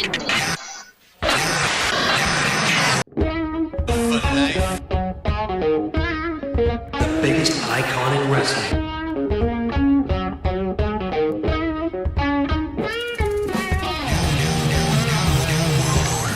Speaking of bad matches, match 11 is Hollywood Hogan versus the Warrior. Now, the problem is, this match is basically a tribute match to their match in 1990. Yeah. So they're both older and they're moving less fast, and the atmosphere isn't as good. And so it's kind of just doing a tribute match that is a lesser shadow version of what it did when you did it before. Besides the whole fucked up bullshit with the fire, which wasn't even the finish, the way people talk about it, it was like the myth is that Hogan was meant to burn the Warrior and beat him with fire, and then they had to improvise and send Horace in to do a different finish, which is clearly bullshit. Yeah, but that's kind of true. I'm not saying that people say that's true, but that's kind of, when people talk about it, that's kind of the vibe that the stories have. You see what I'm saying? Okay. Like the story, because it's more of a sexy story, isn't it? To say the fire was the ending spot and then he fucked it up, and so they had to improvise this terrible shit finish. And it's like, no, the terrible shit finish was there anyway. The whole Horace coming back and joining his uncle was the planned finish. And I think he was probably meant to get burned with fire and then Hulk up.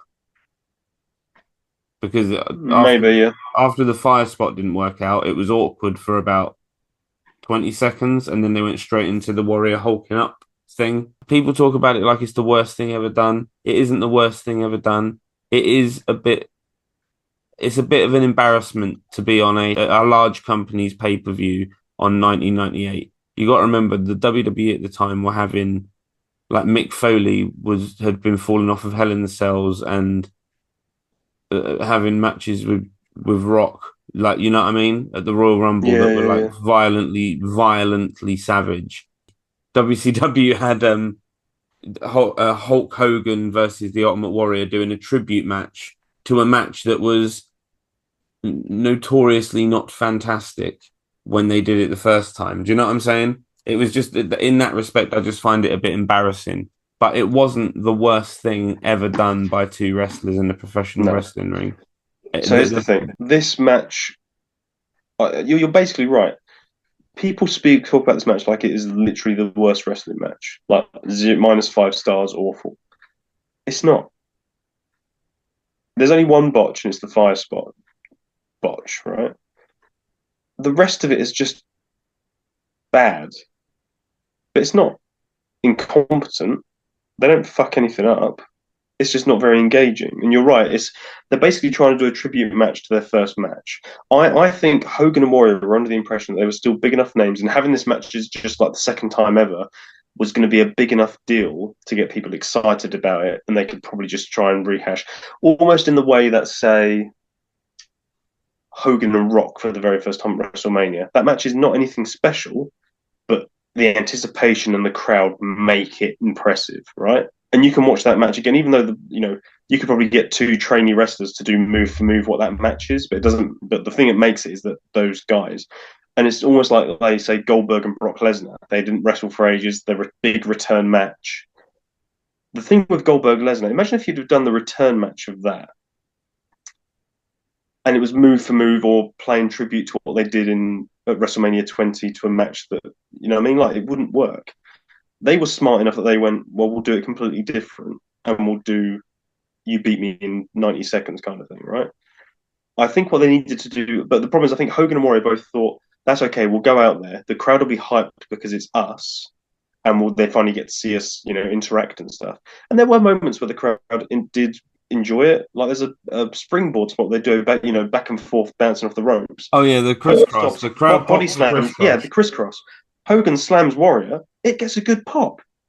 Warrior then pops up, it gets a good pop. He then slams Hogan, it gets a good pop. Hogan! Lifted the Warriors, got Hogan up!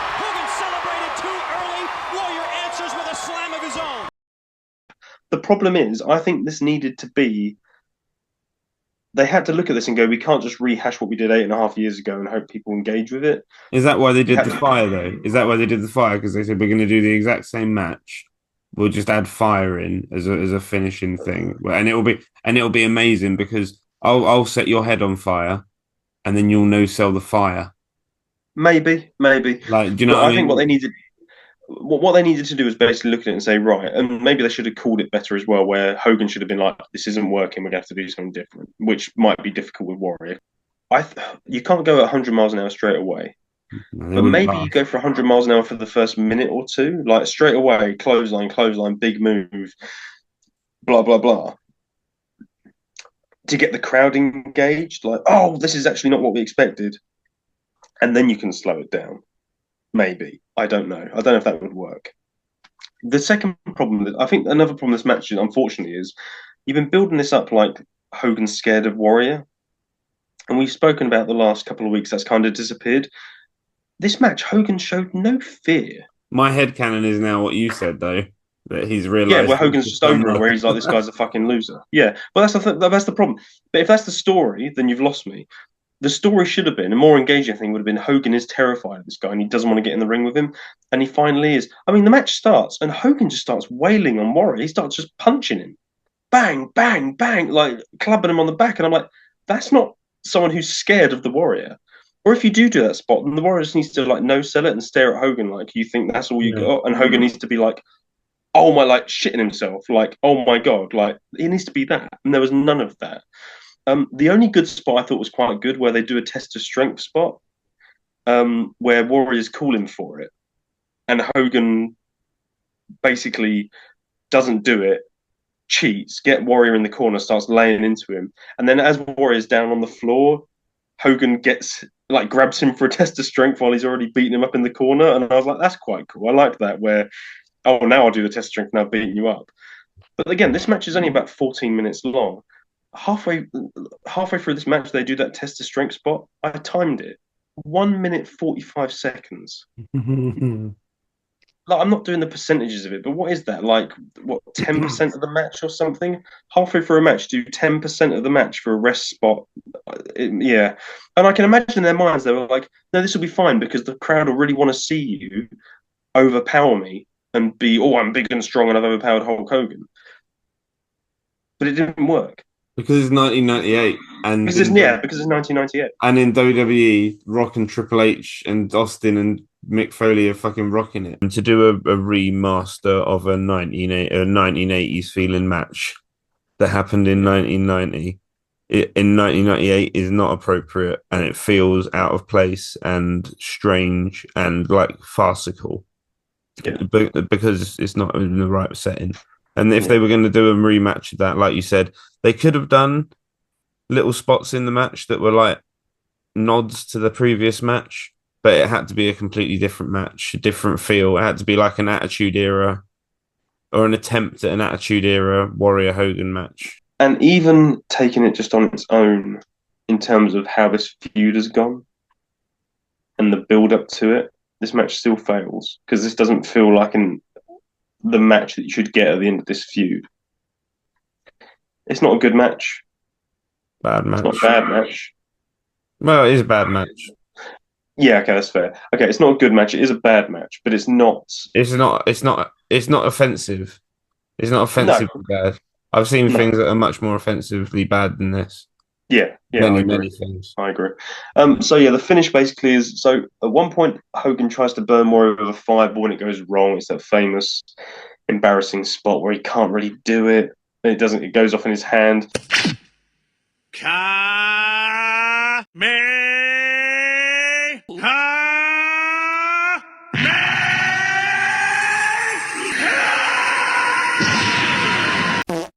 I'm glad the Warrior didn't sell it, I guess, is one thing. Like, you know, I know some people would sell it anyway, even though it didn't hit his face, and then it'd be like, oh, we know it didn't hit you, what are you doing, kind of thing.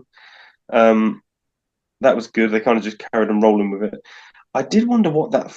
I do question again. This is the terms of booking. I'd love to be able to. There must be a clip out there with Bischoff talking about or something about what the plan was in terms of. So you set Warrior's face on fire. And then what? He carries on. He's going to win the match anyway, I guess. He does the Hulk up spot after this, so obviously, but at some point that would have been part of the script that you're going to Hulk up, and that was after the Fireball incident. So yeah, but it's weird because you'd think that Fireball should be the finish. You'd think you just burn his face, pin him, and that'd be a perfectly good finish. Near fall. Well, it'd be a perfect finish for the match.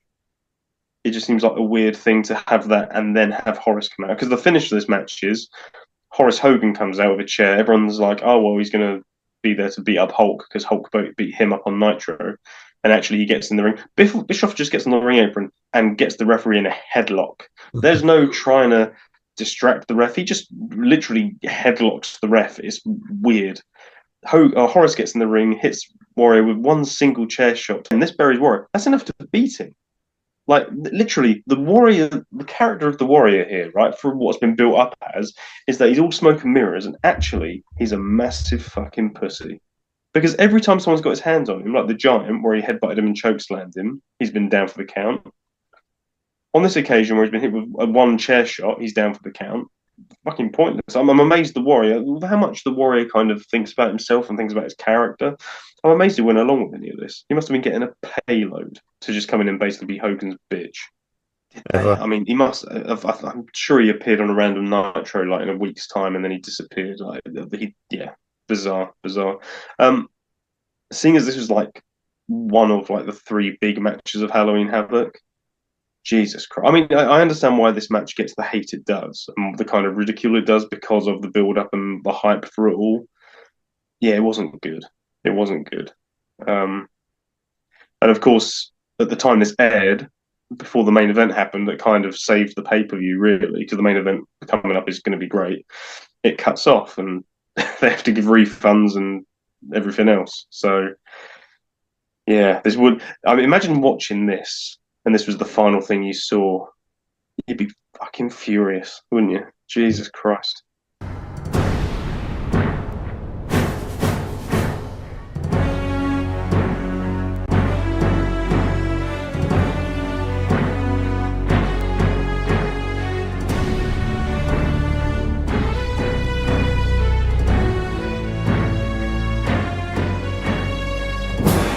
Goldberg versus Diamond Dallas Page for the WCW World Heavyweight Championship.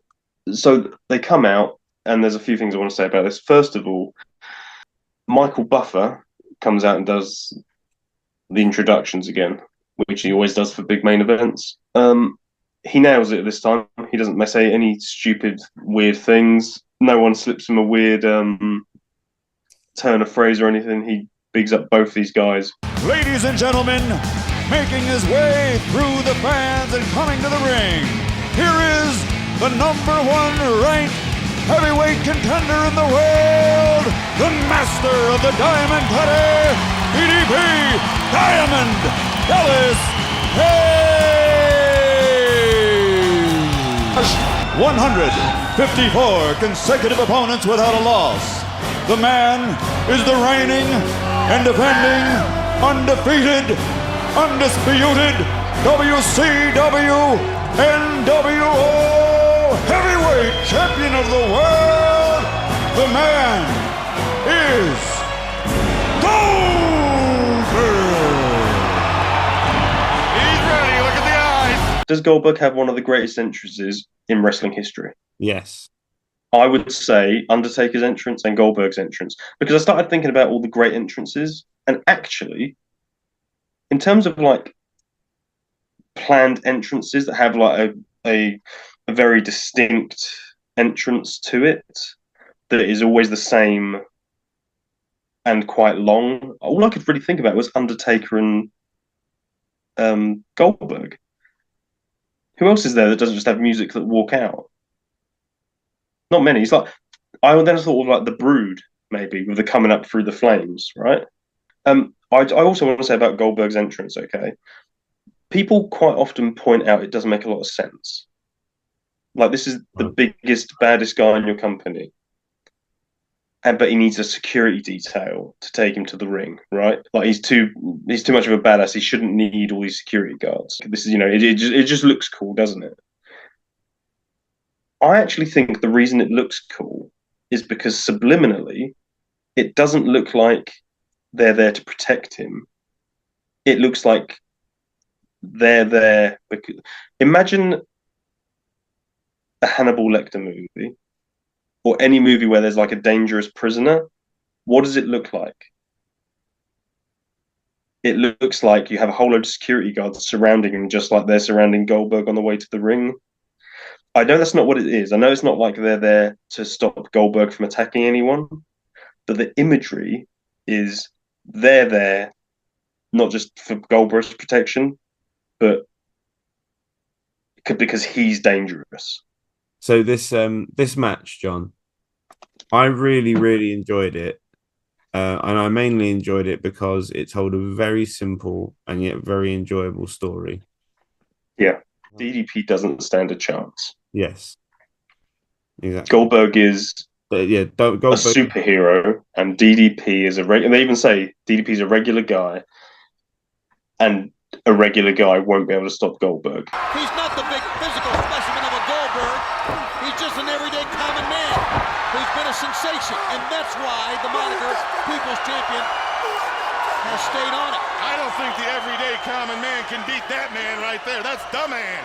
I actually thought DDP did amazingly, and really, we have to give DDP all the credit for this match because Goldberg has no idea what he's doing, and I mean in the most respectful way. He'd even say this. He doesn't know the business yet. He's been kept to really squash matches. He doesn't do long matches. DDP would have planned this match out step by step by step, story wise, made this perfect. Okay. The match starts, and DDP and Goldberg immediately go for grapples, okay? And Goldberg just keeps pushing him off because Goldberg is bigger and stronger, and DDP doesn't stand a chance. But DDP keeps getting back up and trying again and failing. Yeah. And they lock up again, and actually DDP gets an arm drag off.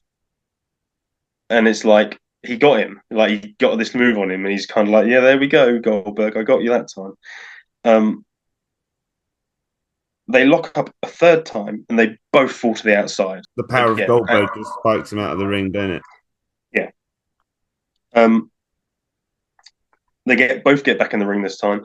I liked Bobby Heenan said you don't want to, like, as they stood on the outside. Bobby Heenan says something like DDP learned that you don't want to encourage Goldberg to come at you. The commentary in this match was great as well, by the way. Yeah, it was. Page dared him. Oh my goodness. What a fight. They both tumble to the floor. Page dared him to come at him, and boy, did he ever. They both get back in the ring again. Goldberg, I think, does a headlock takedown, so DDP's on the ground, and DDP swipes Goldberg's legs, to which Goldberg does a backflip. Really good. Right? To avoid this sweep, which looks amazing, right? It genuinely looks so good, him doing this, right? DDP, however, goes for another leg sweep, and he gets him this time. Because he's not letting up. But that's the thing that the DDP gets in this match. Basically, DDP has figured out in this match that the way you beat Goldberg is once you hit him with a move, you can't let him basically shake it off. So DDP, as this match goes on, hits Goldberg with a move, and then immediately follows it up with another move. There's no letting up on Goldberg, basically. That's what DDP's figuring out.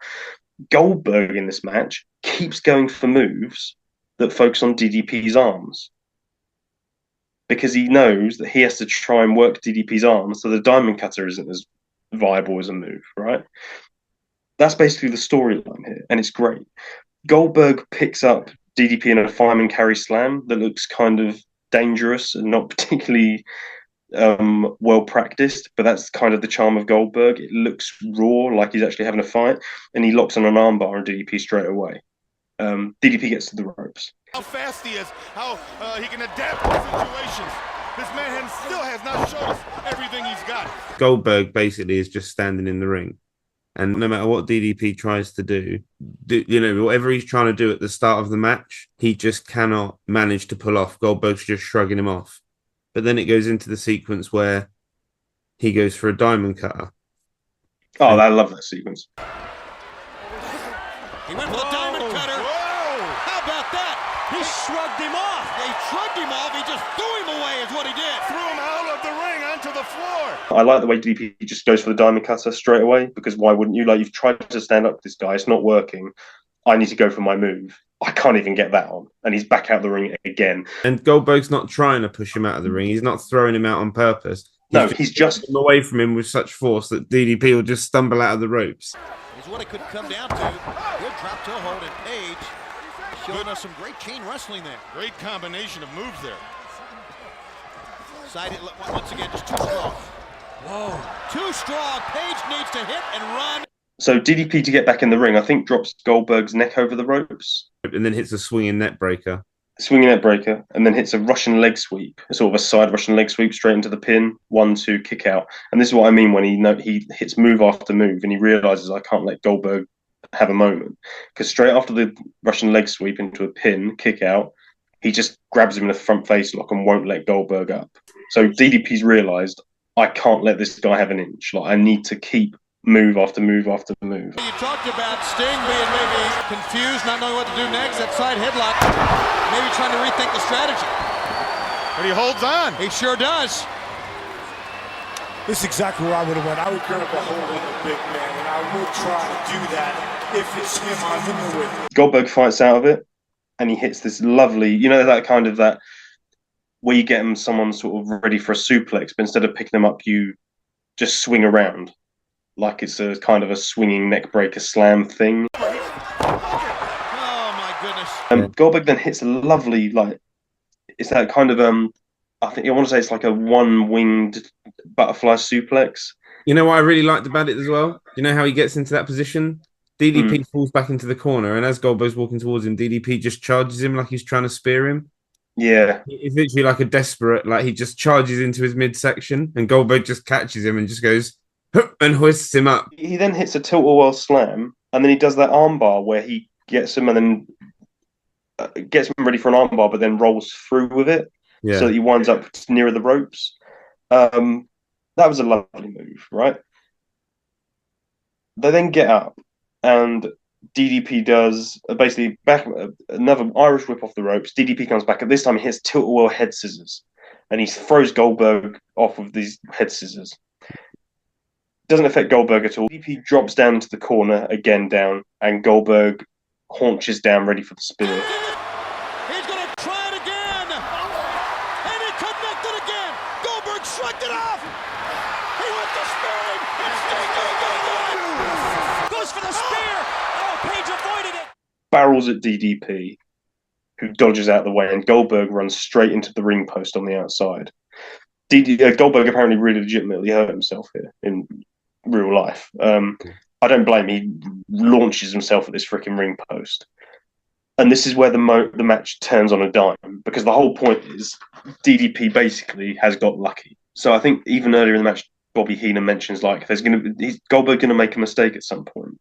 You have to just capitalize on it.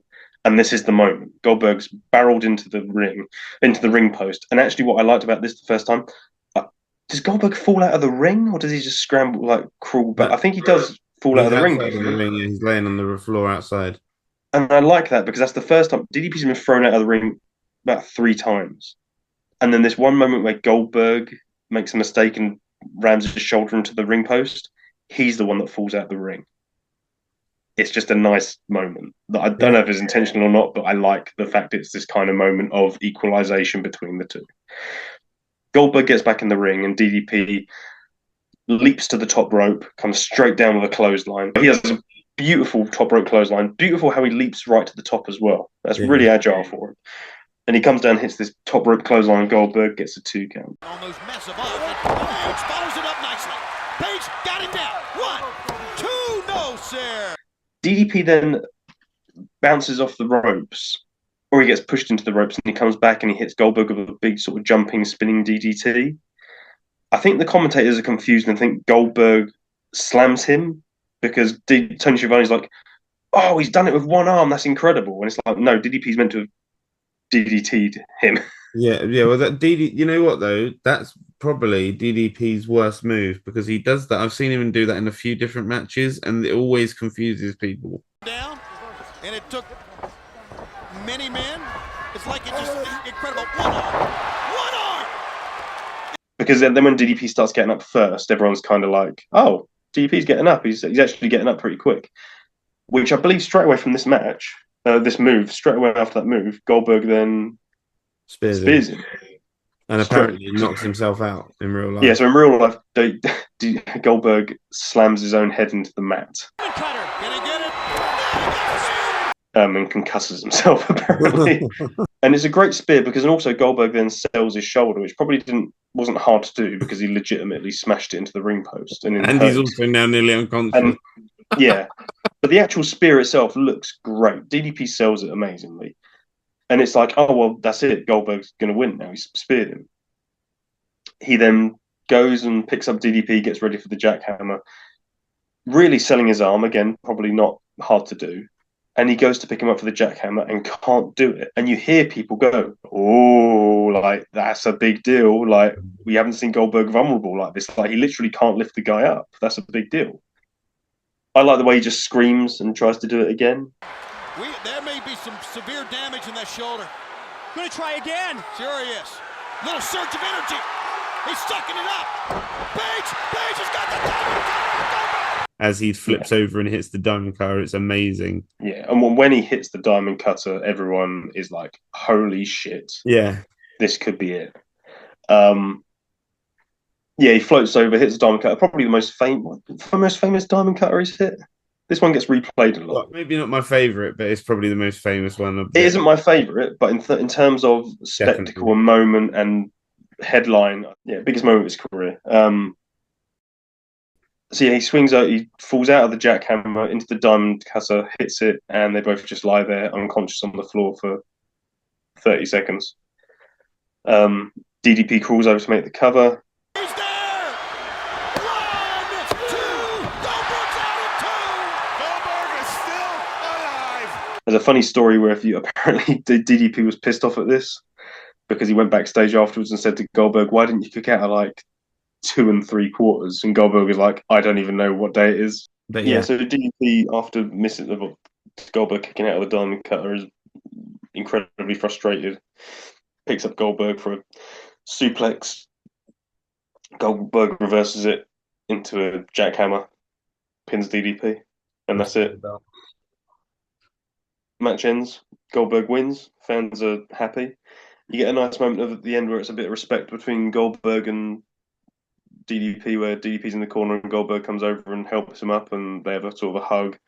DDP does this thing that I think is really good, where he lifts Goldberg's hand in a kind of a he wins kind of thing, and like points at him, and then he immediately leaves the ring, as in like this is his moment. I'm not going to overshadow it, kind of thing. That's right.